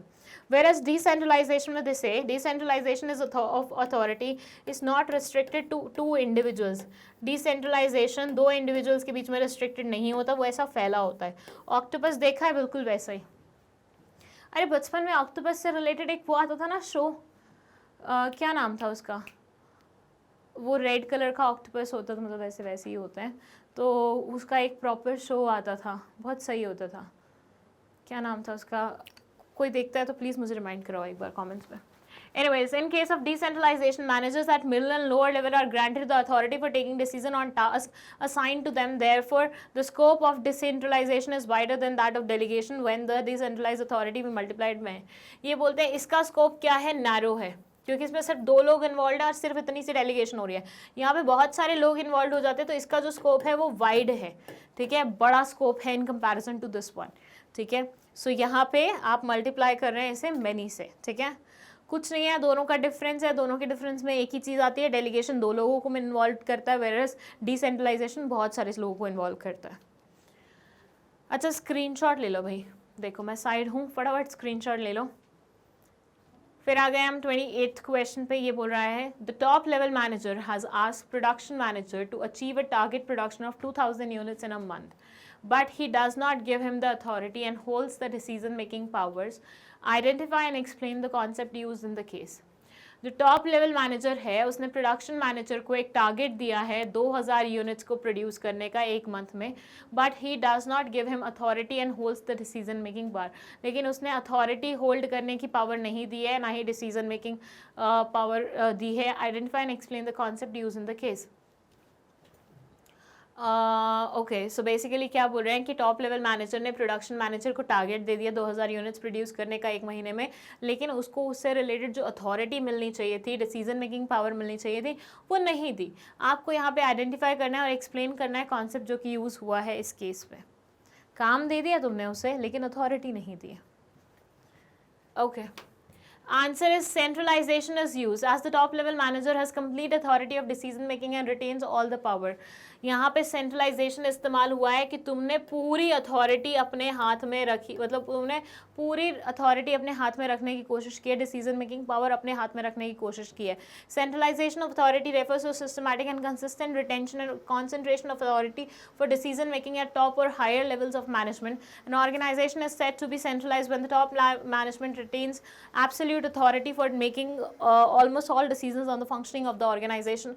In a centralized organization, all decisions on specific matters are taken by one or few managers at the top level. Centralization क्या होता है? सिंपल सी चीज़ है। सेंट्रलाइजेशन में जितनी भी डिसीजन मेकिंग पावर होती है वो सेंट्रल हैंड्स में होती है। जैसे अगर हम बोले मोदी जी की गवर्नमेंट है, वो यूनियन पे है, मतलब वो सेंट्रल लेवल पे इलेक्ट हुई है, स्टेट लेवल पे इलेक्ट नहीं हुई है। तो सेंट्रल लेवल पे अगर वो सारी पावर्स अपने हाथ में रख लें, वो बोले आज से सारी जो स्टेट गवर्नमेंट्स हैं वो सस्पेंडेड हैं, सेंट्रल लेवल पे जो गवर्नमेंट है सिर्फ वही चलेगी, वही राज करेगी, तो ऐसे सिनेरियो में क्या हुआ, मतलब उन्होंने पूरी डिसीजन मेकिंग पावर अपने हाथ में कर ली, उन्होंने पूरी अथॉरिटी अपने हाथ में कर ली, उन्होंने दूसरों को मौका ही नहीं दिया पार्टिसिपेट करने का इन सब चीज़ों में। That's what we call centralization. तो यहाँ पे सेंट्रलाइजेशन ही वो की गई है कि आपने काम तो दे दिया कुछ टारगेट अचीव करने के लिए, लेकिन डिसीजन मेकिंग शेयर नहीं की, वो अपने हाथ में रखी, उसका पूरा निर्णय जितना भी लेना है वो सारा अपने हाथ में रखा हुआ है। तो ये चीज़ हो रही है यहाँ पे। चलिए ले लीजिए इसका भी स्क्रीनशॉट, फिर हम चलते हैं हमारे नेक्स्ट क्वेश्चन में। ओके, थोड़ा बहुत पार्ट यहाँ पे भी लिखा हुआ है, लेट्स सी क्या लिखा हुआ है। In such an organisation very little authority is delegated to managers at this and that to depend upon the guidance of their is shown in the top management exercise. Okay, same चीज़ ही explain की हुई है कि ऐसे organisations में lower level वालों को या मिडिल लेवल वालों को उतनी ज़्यादा पावर नहीं मिलती है, ना ही उनको डिसीजन मेकिंग में पार्टिसिपेट करने का मौका मिलता है, सारी चीज़ें अपने पास रिटेन की जाती हैं। ठीक है, चलिए 29th क्वेश्चन है, थोड़ा सा केस बेस्ड क्वेश्चन है, ऐसे मानिए 4 नंबर का क्वेश्चन है It says the directors of Alpha Limited, an organization manufacturing computers, have asked their production manager to achieve a production target of 150 computers per day. The production manager has asked his foreman to achieve this target, but he did not give him the authority for the requisition of tools and materials from the stores department. The foreman could not achieve the desired target. Can the director blame the production manager, and can the production manager blame his foreman for not achieving the target? Again पुरानी वाली जो मतलब पुराने वाले case में जो चीज़ हो रही थी वो यहाँ पे हो रही है. ये सुपीरियर है, ये इसका सबऑर्डिनेट है, इसको कुछ काम दिया है, कुछ टारगेट दिया है अचीव करने के लिए, लेकिन उस टारगेट के चलते हुए उसको उतनी अथॉरिटी नहीं दी है. मतलब तुमने उसको रिस्पॉन्सिबिलिटी तो दे दी है, लेकिन तुमने उसको उतनी अथॉरिटी नहीं दी. हमने हमेशा पढ़ा है जितनी अथॉरिटी आप दे, मतलब जितनी रिस्पॉन्सिबिलिटी आप एक्सपेक्ट करते हैं उतनी अथॉरिटी आपको देनी पड़ती है. अगर क्लास टीचर किसी इंसान को मॉनिटर बनाता है और उसको बोलता है कि क्लास में पिन ड्रॉप साइलेंस होना चाहिए, तो वो उतनी पावर भी उसको देके जाता है कि वो अगर किसी को पनिश करना चाहता है तो वो कर सकता है, या ब्लैक बोर्ड पर उस इंसान का नाम लिख सकता है, so that when the teacher returns तो वो उनको बता दे कि भैया देखो ये बच्चे बात कर रहे थे, राइट. सो ये चीज़ बहुत ज़्यादा ज़रूरी होती है. तो आप जब भी किसी को कोई काम करने की रिस्पॉन्सिबिलिटी देते हैं, आपको उतनी रिस्पॉन्सिबिलिटी के साथ अथॉरिटी भी उनको देनी पड़ती है ताकि वो काम को आराम से कर सके. यहाँ पे वो नहीं हुआ, जिसके कारण सामने वाला इंसान, मतलब ये इंसान अपना टारगेट अचीव नहीं कर पाया. ठीक है, अब आपको यहाँ पे बताना है कि क्या डायरेक्टर्स को ब्लेम किया, क्या डायरेक्टर्स प्रोडक्शन मैनेजर को ब्लेम कर सकते हैं, और and can the production manager blame his foreman for not achieving target, और क्या प्रोडक्शन मैनेजर आगे अपने फॉरमैन को ब्लेम कर सकता है for not achieving the target. ठीक है, सो डायरेक्टर्स ने 150 कंप्यूटर्स बनाने का काम दिया है प्रोडक्शन मैनेजर को. प्रोडक्शन मैनेजर ने आगे अपने फॉरमैन को ये काम दिया है, बट उसको अथॉरिटी नहीं दी है टूल्स वगैरह लेने की सोर्स डिपार्टमेंट से, और जिसके कारण फॉरमैन नहीं अचीव कर पाया डिज़ायर टारगेट. यहाँ पे 2 क्वेश्चन पूछे गए हैं आपसे. डायरेक्टर पहले क्या प्रोडक्शन मैनेजर को ब्लेम कर सकता है, और सेकेंड क्वेश्चन ये है क्या प्रोडक्शन मैनेजर आगे अपने फॉरमैन को वो कर सकता है कि नहीं कर सकता, ब्लेम कर सकता है कि नहीं. ओके, चलिए देख लेते हैं इसका answer. It says the production manager can not blame the foreman as he is not able to achieve the desired target as the authority delegated to a subordinate should be equal to his responsibility. यही चीज़ अभी मैंने आपको explain की कि कभी हम किसी को कोई काम देते हैं करने के लिए, तो हम उसको एक रिस्पॉन्सिबिलिटी दे रहे हैं कि भैया तो अब तेरी ये रिस्पॉन्सिबिलिटी है, तुझे ये काम करना है, but at the same time तुम्हें उस इंसान को उतनी अथॉरिटी भी देनी पड़ेगी. जैसे क्लास टीचर का मैंने एग्जाम्पल दिया, किसी इंसान को मॉनिटर बनाता है तो उसको उतनी अथॉरिटी भी देगी जाते हैं ना. हम लोग डरते थे ना बचपन में, मतलब तुम लोग का तो बचपन अभी भी चल रहा है, हम लोगों की बात करें तो हम लोग बड़ा वो लगता था कि अरे यार इस मॉनिटर ने हमारा नाम लिख दिया है बोर्ड पे, तो अब ये टीचर को बता देगा, टीचर हमें पनिशमेंट देगी, या फिर वो खुद ही बोल देता था कि तुम खड़े हो जाओ थोड़ी देर के लिए जब तक मैं तुम्हें नहीं बोलता. और क्लास में बहुत बार ऐसे खड़े करते थे. आई टेल यू, मेरी क्लास में क्या होता था, जिस भी इंसान की जिससे खुंदस होती थी, फर्स्ट से बहुत लोगों की ऐसे होती है क्लास में नहीं पढ़ती है एक दूसरे से, तो जब भी इनमें से एक इंसान मॉनिटर बन जाता था तो फुल ऑन बदला लेता था. बाकी सारे बात कर रहे होंगे, किसी को पनिशमेंट नहीं देगा, लेकिन तुम्हें मैं पसंद नहीं करता हूँ तो तुम पनिशमेंट ले लो, ऐसे होता था. और सामने वाले का उस टाइम पे कोई बस भी नहीं चलता था, क्योंकि भैया उतनी पावर उसको मिली होती थी. तो अथॉरिटी और रिस्पॉन्सिबिलिटी हमेशा एक समान होनी चाहिए, ना कोई ज़्यादा ना कोई कम, हमेशा इक्वल होनी चाहिए. वो चीज़ यहाँ पे मिसिंग है. That's the reason why the desired results were not able to be achieved by that particular person. This principle suggest that if a subordinate is given the responsibility to do a particular task in a proper manner, he should be given adequate authority to perform the task. अगर किसी को, अगर तुम कोई काम देते हो, कोई रिस्पॉन्सिबिलिटी देते हो, तो तुम्हें उतना उसको अथॉरिटी भी देना चाहिए. Similarly if a subordinate is given authority to do a particular task, he should be equally held responsible. And at the same time ये भी बात करें कि अगर तुमने उसको अथॉरिटी दी है उतनी काम करने की, तो उतनी रिस्पॉन्सिबिलिटी भी उससे एक्सपेक्ट करो. तो ये वाइस वर्सा वाली सिचुएशन होती है कि जितनी अथॉरिटी है उतनी रिस्पॉन्सिबिलिटी होनी चाहिए, जितनी रिस्पॉन्सिबिलिटी है उतनी अथॉरिटी होनी चाहिए. In this case, the production manager has not given the authority to the foreman for the requisition of tools and materials from the stores department. Therefore, the foreman cannot be held responsible for not achieving the desired result, but the director can blame the production manager for not achieving this and that. देखिए 2 question थे ना, एक ये था कि director production manager को blame कर सकता है कि नहीं कर सकता, दूसरा प्रोडक्शन मैनेजर फॉरमैन को ब्लेम कर सकता है कि नहीं कर सकता। अब डायरेक्टर्स और प्रोडक्शन मैनेजर का कुछ ऐसा नहीं मेंशन था कि डायरेक्टर्स ने उतनी अथॉरिटी नहीं दी एंड ब्ला ब्ला स्टफ, तो यहाँ हम डीम्ड मानेंगे कि डायरेक्टर्स ने तो अपनी तरफ से पूरी अथॉरिटी दी थी, बस आगे प्रोडक्शन मैनेजर उतनी अथॉरिटी पास ऑन नहीं कर पाया फॉरमैन पे, तो यहाँ पे प्रोडक्शन मैनेजर को ब्लेम करना चाहिए ना कि फॉरमैन को। And at the same time directors ने क्योंकि फुल ऑन अथॉरिटी दी है तो प्रोडक्शन मैनेजर अगेन दूसरी तरफ से भी क्या होगा, ब्लेम्ड होगा। फॉरमैन को हम ब्लेम नहीं कर सकते हैं, ठीक है। अच्छा, क्योंकि ये 4 नंबर का है और 2 क्वेश्चन पूछे गए थे, तो मेरा ऐसा मानना है कि एक्सप्लेनेशन ना अलग अलग होना चाहिए था। पहले ये पार्ट लिखा होना चाहिए था कि अथॉरिटी और रिस्पॉन्सिबिलिटी हमेशा इक्वल होनी चाहिए, ठीक है। पहले उस चीज़ को एक्सप्लेन किया होना चाहिए था फर्स्ट पैराग्राफ में। सेकंड पैराग्राफ में उन्हें लिखना चाहिए था कि फॉरमैन ने क्या, मतलब प्रोडक्शन मैनेजर ने फॉरमैन को उतनी रिस्पॉन्सिबिलिटी नहीं दी थी, तो इसकी वजह से ही should be held responsible instead of this person. और तीसरे में ये लिखा होना चाहिए था कि डायरेक्टर्स प्रोडक्शन मैनेजर को रिस्पॉन्सिबल ठहरा सकते हैं, ठीक है। तो ऐसे 3 अलग अलग पैराग्राफ बनने चाहिए थे और सीक्वेंस ये फॉलो करना चाहिए था हमें। 4 नंबर के लिए एप्ट आंसर होता। समझ रहे हैं बात मेरी? ये वाला थोड़ा सा हॉच पॉच वाला हो गया, थोड़ा सा ऐसे सब कुछ मिक्स करने की कोशिश हो गई, तो वो मत करना। चलो let's move to the next question, question number 30। ये है थोड़ा सा बड़ा क्वेश्चन, केस बेस्ड क्वेश्चन है, और इसके आगे आई गेस सारे क्वेश्चन केस बेस्ड ही होंगे 34 तक। So let's read this. मैं थोड़ा साइड हूँ, अगर आप पॉज करके रीड करना चाहते हैं खुद से तो कर सकते हैं। 30th क्वेश्चन बोलता है, Aradhana and Gandharv are heads of 2 different departments in Yumco Limited. They are efficient managers and are able to motivate the employees of their respective departments to improve performance. However, their drive to excel in their own sphere of activity instead of giving emphasis on objectives of the enterprise has hindered the interaction between the departments that Aradhana and Gandharv are heading. Often there are interdepartmental conflicts and they have become incompatible.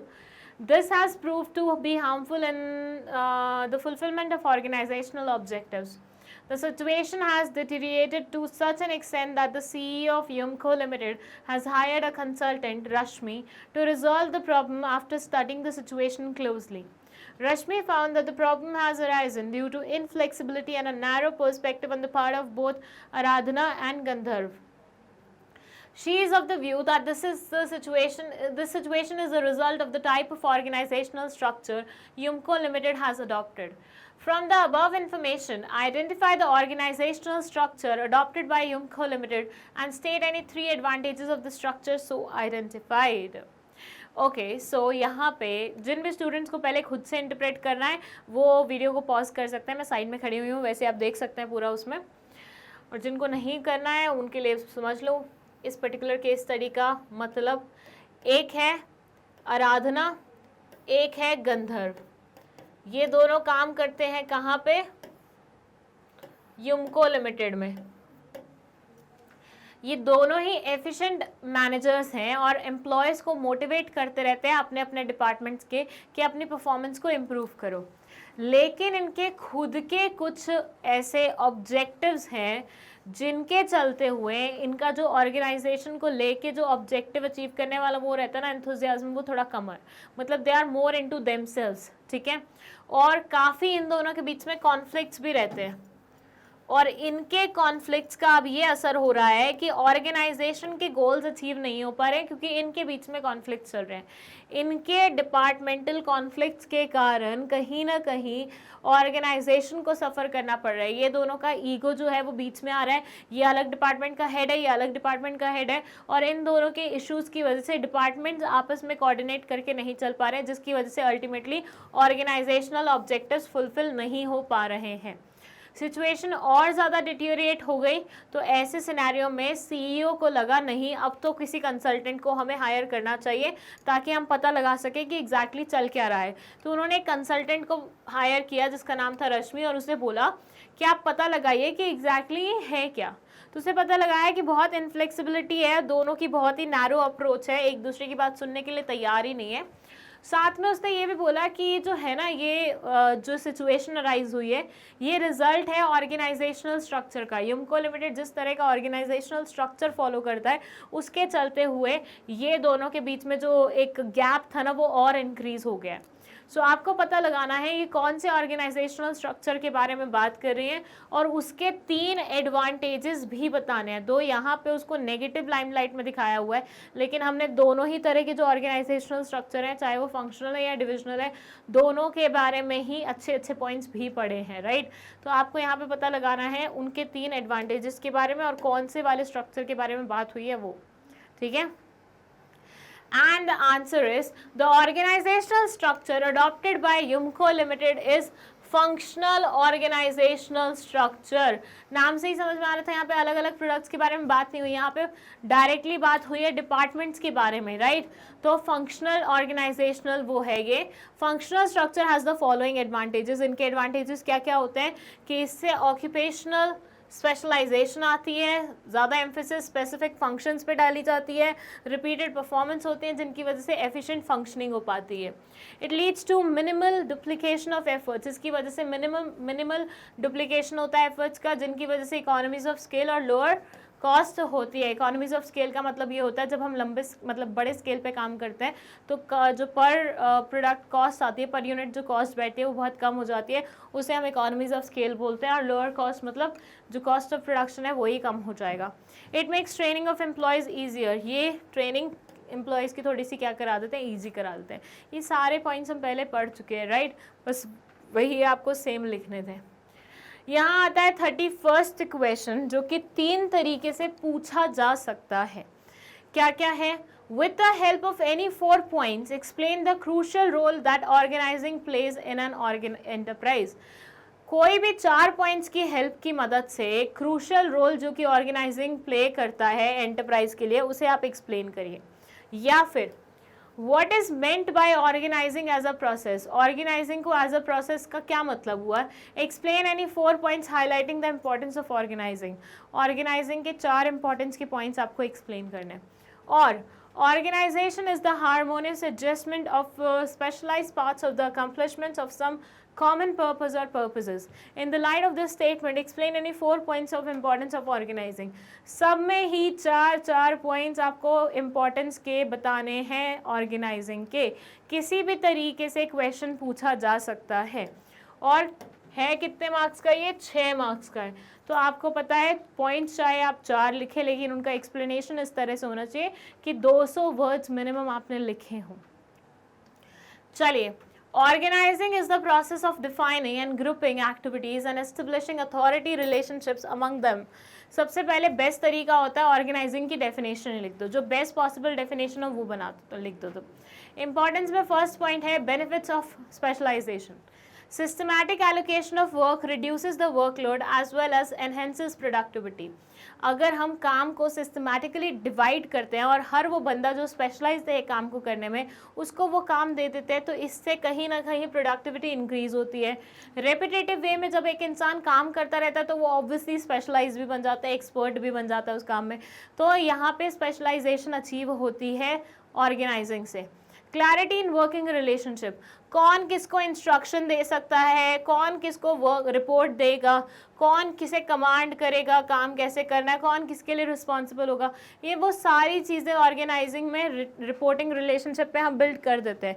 तो यहाँ से clarity आ जाती है कि आपको कैसे working relationship बनाने हैं।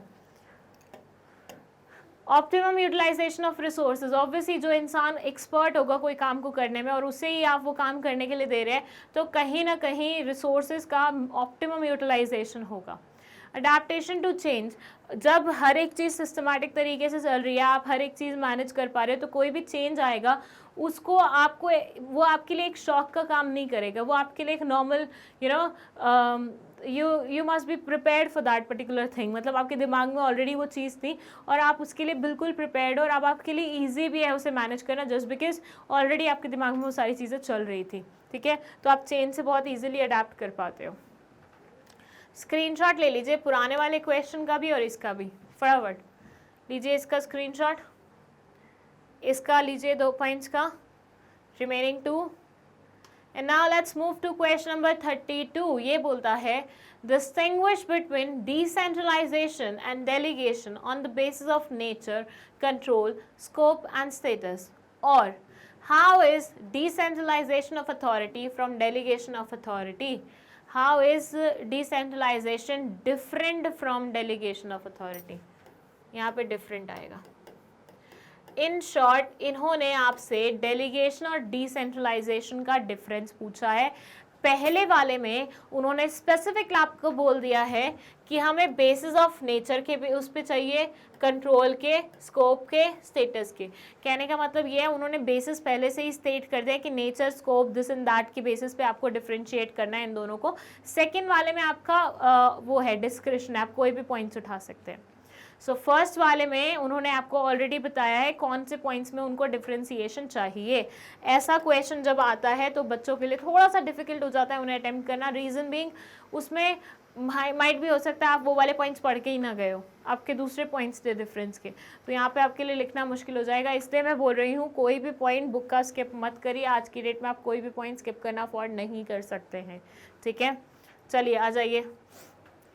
डेलीगेशन इधर लिखा है, डिसेंट्रलाइजेशन इधर लिखा है, बट बिफोर दैट समझ लीजिए डेलीगेशन क्या होता है और डिसेंट्रलाइजेशन क्या होता है. डेलीगेशन का मतलब ये होता है ये एक सुपीरियर है जिसके पास ज़्यादा काम आ गया है, ठीक है, और इसको लगता है कि इसका कुछ काम इसका जूनियर, इसका जो सबऑर्डिनेट है वो हैंडल कर सकता है, तो ये अपने सर का बोझ थोड़ा सा उसके सर पे डाल रहा है. ठीक है. Whereas डिसेंट्रलाइजेशन क्या होता है कि आप डिसीजन मेकिंग की पावर को सबके साथ शेयर कर रहे हैं, सारी चीज़ें अपने हाथ में ना रखे, सारा कंट्रोल, सारी पावर अपने हाथ में ना रखे. You are decentralizing it, you are dividing it, you are basically distributing it amongst people. ठीक है. सो नेचर में ये बोलते हैं it is compulsory in every organization at every level. You remember एक क्वेश्चन आया था MCQ में जहाँ पे लिखा हुआ था it's a discretion of top management. like अगर वो चाहते हैं तो वो इंट्रोड्यूस कर सकते हैं. यहाँ पे उन्होंने क्लियरली बता दिया no, it's no more a discretion for everybody, it's a compulsory thing which you'll have to do it if you want your enterprise to work properly, efficiently. Decentralization of authority में बोलते हैं it may not be present in organization. It is the top level management which decides the introduction of decentralization in the organization. Decentralization organization में रखना है कि नहीं रखना है completely डिपेंडेंट होता है टॉप मैनेजमेंट में. हो सकता है आपकी ऑर्गेनाइजेशन में डिसेंट्रलाइजेशन ना हो, बिल्कुल भी हो सकता है, थोड़ा बहुत हो सकता है सेंट्रलाइजेशन के साथ हो, या हो सकता है कम्प्लीटली आपका डिसेंट्रलाइज हो. तो ये होना डिस्क्रिप्शन होता है टॉप मैनेजमेंट का, वेयरएज ये कंपल्सरी चीज़ है.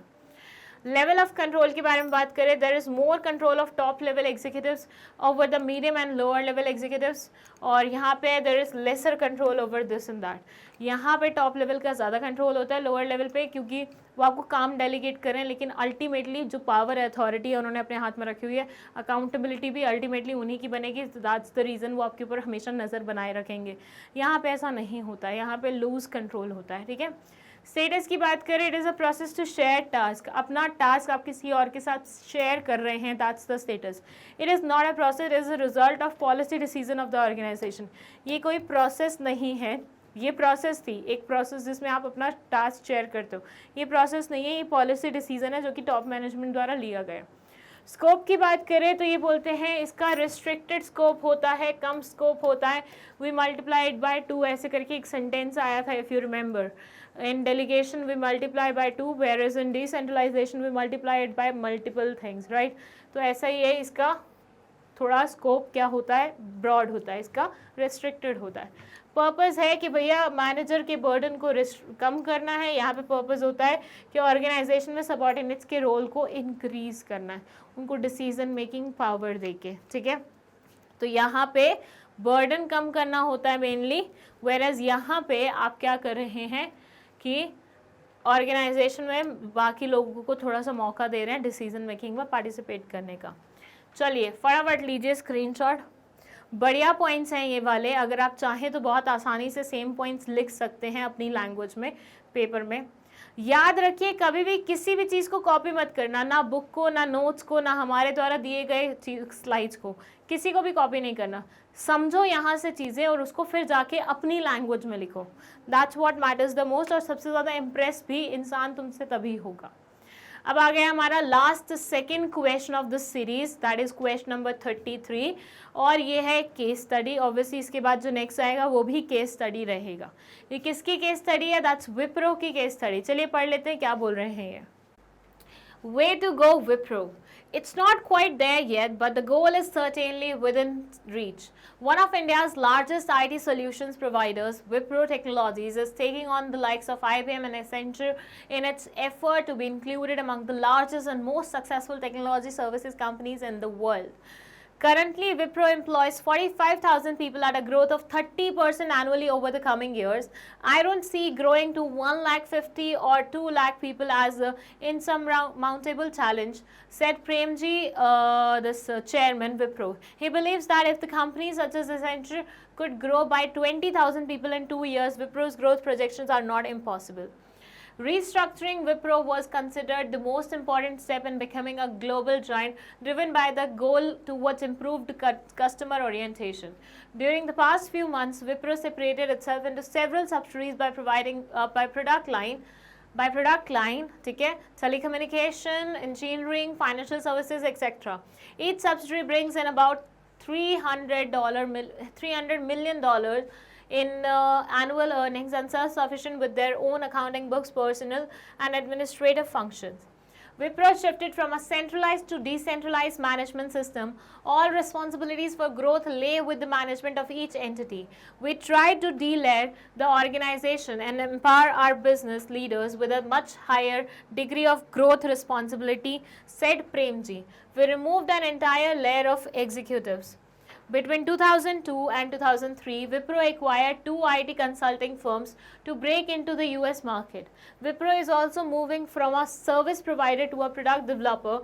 Today, it partners with other companies to develop IT products to gain experience and achieve name recognition. Identify the organization structure by indicating the lines from the paragraph. Okay. सो यहाँ पे विप्रो की कहानी दी हुई है from the very beginning, ठीक है, और उनके आगे के प्लान्स क्या है।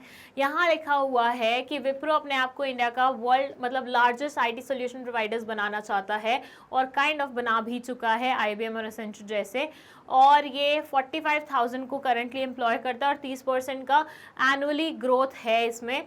और ये बोल रहे हैं कि इनके लिए बहुत ज़्यादा डिफिकल्ट नहीं है लोगों को बढ़ाना या कि कुछ भी वो करना। प्रेम जी अपने सपने को लेके बहुत ज़्यादा एम्बिशियस हैं and he is like Wipro आराम से सब कुछ कर लेगा। इन्होंने क्या किया है, प्रोडक्ट लाइन के बेसिस पे सेग्रीगेशन कर दिया, मतलब पूरी ऑर्गेनाइजेशन को सेवरल सब्सिडीज़ में वो कर दिया है और हर सब्सिडी का अपना अलग काम है। जैसे किसी का टेलीकम्युनिकेशन है, किसी का इंजीनियरिंग है, किसी का फाइनेंशियल सर्विस है, कुछ भी ऐसा। और हर एक सब्सिडी अपना अच्छे से कमा पा रही है, सेल्फ सफिशिएंट है, खुद के पर्सनल, खुद के अकाउंटिंग बुक्स, खुद का एडमिनिस्ट्रेटिव फंक्शन खुद संभाल पा रही है। फिर है कि इन्होंने सेंट्रलाइज सिस्टम को डिसेंट्रलाइज में वो कर दिया ताकि सारी रिस्पॉन्सिबिलिटीज़ पूरी ऑर्गेनाइजेशन में फैल जाएं। We try to de-layer the organization and empower our business leaders with a much higher degree of growth responsibility. We removed an entire layer of executives. इन्होंने बोला कि हमने de-layer करने की भी कोशिश की ऑर्गेनाइजेशन को और बिजनेस लीडर्स में को एम्पावर बनाने की कोशिश की। मतलब इन शॉर्ट बेसिकली इन्होंने जितने भी रिस्पेक्टिव स्टेप्स हो सकते थे ले सकते थे अपने एंड से, वो सारे लेने की कोशिश की है। 2002-2003 के बीच में इसने 2 IT कंसल्टिंग फर्म्स को एक्वायर किया ताकि ये यूएस मार्केट में अपने पैर एस्टेब्लिश कर सके, वहाँ पे अपना वोट डाल सके। Wipro is also moving from a service provider to product developer. पहले ये सिर्फ सर्विस प्रोवाइडर थे बट अब ये प्रोडक्ट डेवलपर भी बन चुके हैं, मतलब प्रोडक्ट्स बनाना भी शुरू कर दिया इन्होंने। Today it partners with other companies to develop IT products to gain experience and achieve name recognition. आज की डेट में ये बहुत सारे IT प्रोडक्ट्स वाली कंपनीज जो डेवलप करती हैं उनके साथ पार्टनरशिप में आ गए हैं ताकि ये एक्सपीरियंस गेन कर सके और नेम रिकग्निशन अचीव कर सके। सो उनकी पूरी ग्रोथ स्टोरी दी हुई है कि कैसे उन्होंने शुरू किया, कैसे छोटे से थे, फिर बड़े हुए, सपने बड़े थे, बाकी अपने कंपेटिटर्स को बीट किया, ये किया वो किया, आज की डेट में क्या कर रहे हैं। अब यहाँ आपको बताना है ऑर्गेनाइजेशन स्ट्रक्चर जो फॉलो किया जा रहा है पैराग्राफ से लाइंस को कोट करते हुए। बताइए क्या होगा, कौन सा ऑर्गेनाइजेशनल स्ट्रक्चर है। And the answer is divisional structure. Reason being, इन्होंने बोला है प्रोडक्ट लाइन के बेसिस पे इन्होंने सेग्रीगेशन किया है। Wipro has adopted divisional structure for organizing its operations.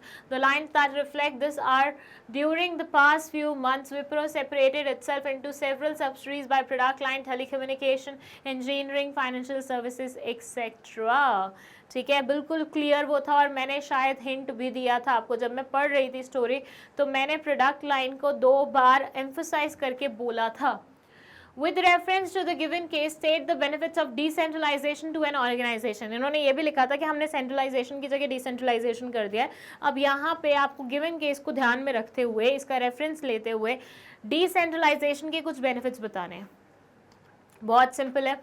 First है डेवलप्स इनिशिएटिव अमंग सबऑर्डिनेट्स। जब आप डिसेंट्रलाइजेशन करते हो, आप हर किसी को मौका देते हो पार्टिसिपेट करने का, हर किसी को मौका देते हो पार्टिसिपेट करने का, जिससे क्या होता है, हर बंदे के अंदर ये आता है कि भैया हमें मौका मिल रहा है। ठीक है, हमें एफर्ट, मतलब हम अपने तरफ से इनिशिएटिव ले सकते हैं, हमारे पास मतलब हमारी बात सुनी जाएगी, ये ऑर्गेनाइजेशन में हमारा बोलने का, हमारे ओपिनियन का वैल्यू है and stuff like that.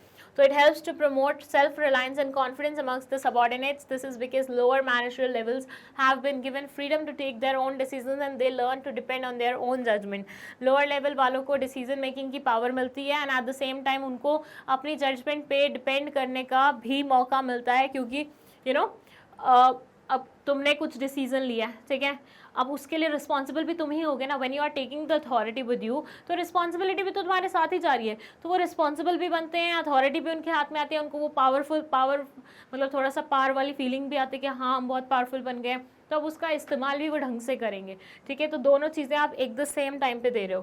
Quick decision making, देखो पहले क्या होता था, हर एक डिसीजन सेंट्रलाइज उसके लिए आने, मतलब सेंट्रलाइज यूनिट द्वारा लिया जाता था, तो आपको हर एक चीज़ वहाँ तक पहुँचानी पड़ती थी, और फिर वहाँ पे पहुँच के वो डिसीजन लेके फिर हर चीज़ नीचे तक पहुँचाते थे, कितना डिलेड डिसीजन हो जाता था। अब जिस लेवल की बात है उसी लेवल के लोग उसको सॉर्ट करें, उस पर डिसीजन मेकिंग करें, तो क्विक डिसीजन मेकिंग भी हो रही है। They say under decentralization, authority to make decision is placed in the hands of those who are responsible for executing the decisions. Since decisions are taken at levels nearest to the point of execution, there is no delay or distortion of information. Relief to top management. पहले सारी responsibility top management की होती थी, क्योंकि वही लगे रहते थे सारी चीज़ें डिसाइड करने में, बट क्योंकि अब उन्होंने नीचे वाले लोगों को परमिशन दे दी कि तुम डिसीजन मेकिंग करो, तो इनकी भी जो सरदर्दी थी वो थोड़ी सी कम हो गई है।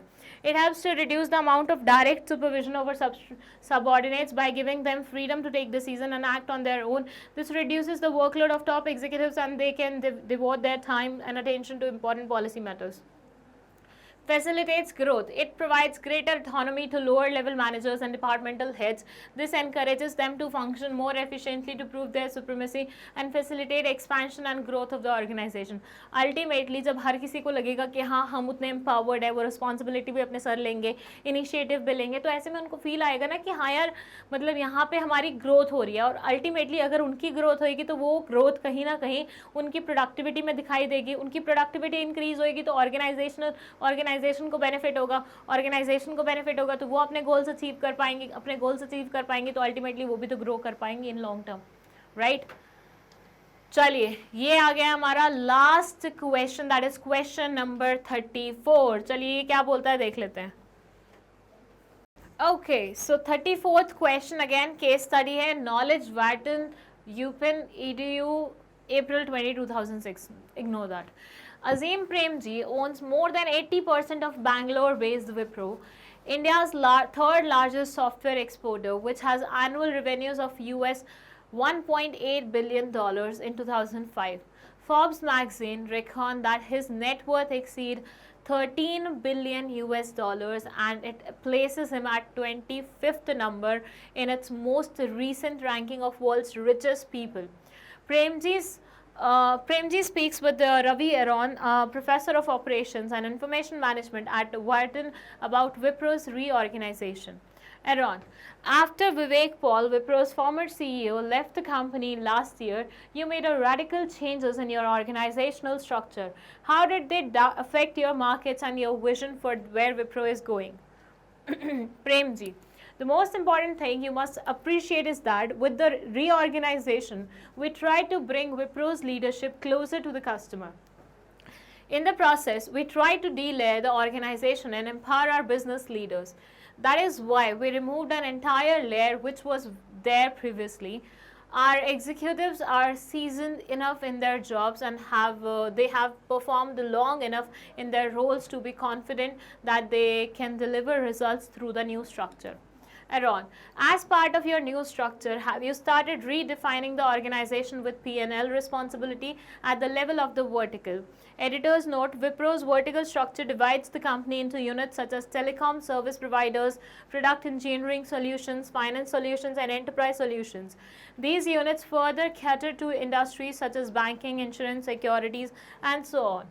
Premji, no, each vertical is like a self-contained business. It is like a mid-sized company, even by US standards, because each vertical generates about $300 million in annual revenues.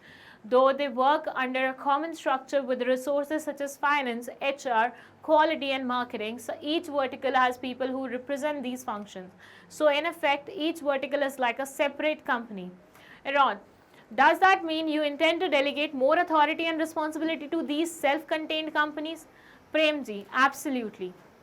Ron, what is your thinking behind this? Premji, it all goes back to leadership. It speeds things up and get decisions made faster. It empowers people more and it allows them to further empower them. Premji, it all goes back to leadership. It speeds things up, this and that. Okay. Same thing is written there. Empower those who report to them because their job have suddenly become much more responsible. Okay. First, they identify the organization structure in the paragraph. Wow, आज दोनों ही case studies Wipro से related हैं. यहाँ पे प्रेम जी की conversation है किसके साथ? एक प्रोफेसर के साथ जिसका नाम है रॉन. दोनों के बीच में बातचीत चल रही है और प्रेम जी उसे अपने ऑर्गेनाइजेशन के बारे में बता रहे हैं अच्छे तरीके से. So it says Azim Premji जो 80% बैंगलोर बेस्ड विप्रो को ओन करते हैं, जो कि थर्ड लार्जेस्ट सॉफ्टवेयर एक्सपोर्टर है इंडिया का और एनुअल रेवेन्यू जनरेट करता है 1.8 बिलियन की डॉलर्स की 2005 में. और फॉर्ब्स के अकॉर्डिंग इनकी नेटवर्थ 13 बिलियन डॉलर्स है और ये 25th नंबर पे आते हैं वर्ल्ड्स रिचेस्ट पीपल की लिस्ट में. जो प्रोफेसर हैं वो ऑपरेशंस एंड इंफॉर्मेशन मैनेजमेंट के प्रोफेसर है और उनसे ये बात कर रहे हैं कि भैया बताओ, जो विवेक पॉल थे, जो पुराने सीईओ थे विप्रो के, जब से उन्होंने कंपनी छोड़ी है तब से आपने कंपनी में बहुत सारे चेंजेस करे हैं. बताइए ये कैसे अफेक्ट कर रहे हैं आपके मार्केट को और आपका विजन क्या है विप्रो को लेके. तो प्रेम जी ने बताया कि हमारे यहाँ पे हम विप्रो को कस्टमर से क्लोज ले जाना चाहते हैं. हमने डीलेयर किया है पूरे ऑर्गेनाइजेशन की एक उसको, ठीक है, और बहुत सारे एग्जीक्यूटिव्स को बाहर निकाल दिया है. हमारे एग्जीक्यूटिव सीजन है enough in their jobs and they have perform long enough in their roles to be confident that they can deliver results through the new structure. नया स्ट्रक्चर बिल्ड किया है. नए स्ट्रक्चर के अकॉर्डिंग हम बिल्कुल वो है कि हमारे लोग इसमें फिट बैठ के कॉन्फिडेंटली परफॉर्म कर पाएंगे और अच्छे रिजल्ट दे पाएंगे. Aaron, as part of your new structure, have you started redefining the organization with P&L responsibility at the level of vertical? इन्होंने बोला कि न्यू स्ट्रक्चर जो आपने डेवलप किया है ऑर्गेनाइजेशन में, जो आपने रीडिफाइनिंग करी है ऑर्गेनाइजेशन की और P&L रिस्पॉन्सिबिलिटी वो की है वर्टिकल स्ट्रक्चर पे. तो वर्टिकल स्ट्रक्चर में बेसिकली यहाँ लिखा हुआ है कि telecom provider, product, engineering solution, finance solution, enterprise solution, ऐसी अलग अलग यूनिट्स बनी हुई हैं और ये इंडस्ट्री की अलग अलग सर्विसेज को प्रोवाइड करने का काम करती है. Prem ji, no each vertical is like a self contained unit. तो वो पूछना चाह रहे थे कि ये वर्टिकल क्या आपस में एक दूसरे को वो करते, तो ये बोले नहीं, ये सारे वर्टिकल्स ना अपनी अलग अलग कंपनीज हैं और सेल्फ कंटेन्ड है, मतलब अपना खुद का रेवेन्यू खुद ही जनरेट करते हैं, अपने एक्सपेंडिचर खुद ही मीट कर पाती है. हर कोई $300 मिलियन कमा पा रहा है एनुअल रेवेन्यूज़ में. और though they work under a common structure, though इनकी कॉमन स्ट्रक्चर है with resources such as finance, HR, quality and marketing. हर जो वर्टिकल है वो अपने फंक्शन को रिप्रेजेंट करता है और सेपरेट कंपनी के तौर पे वर्क करता है. Does that mean you intend to delegate more authority and responsibility to the self contained companies? वो बोल रहे हैं कि आप बहुत ज़्यादा डेलीगेट करें अथॉरिटी एंड रिस्पॉन्सिबिलिटी इन सारी सेल्फ कंटेन्ड कंपनीज को. तो प्रेम जी बोलते हैं हाँ बिल्कुल. तो उन्होंने बोला आप क्या सोच रहे हैं इसके पीछे? तो वो बोलते हैं ये it all goes back to leadership, it speeds things up और गेट्स डिसीजन.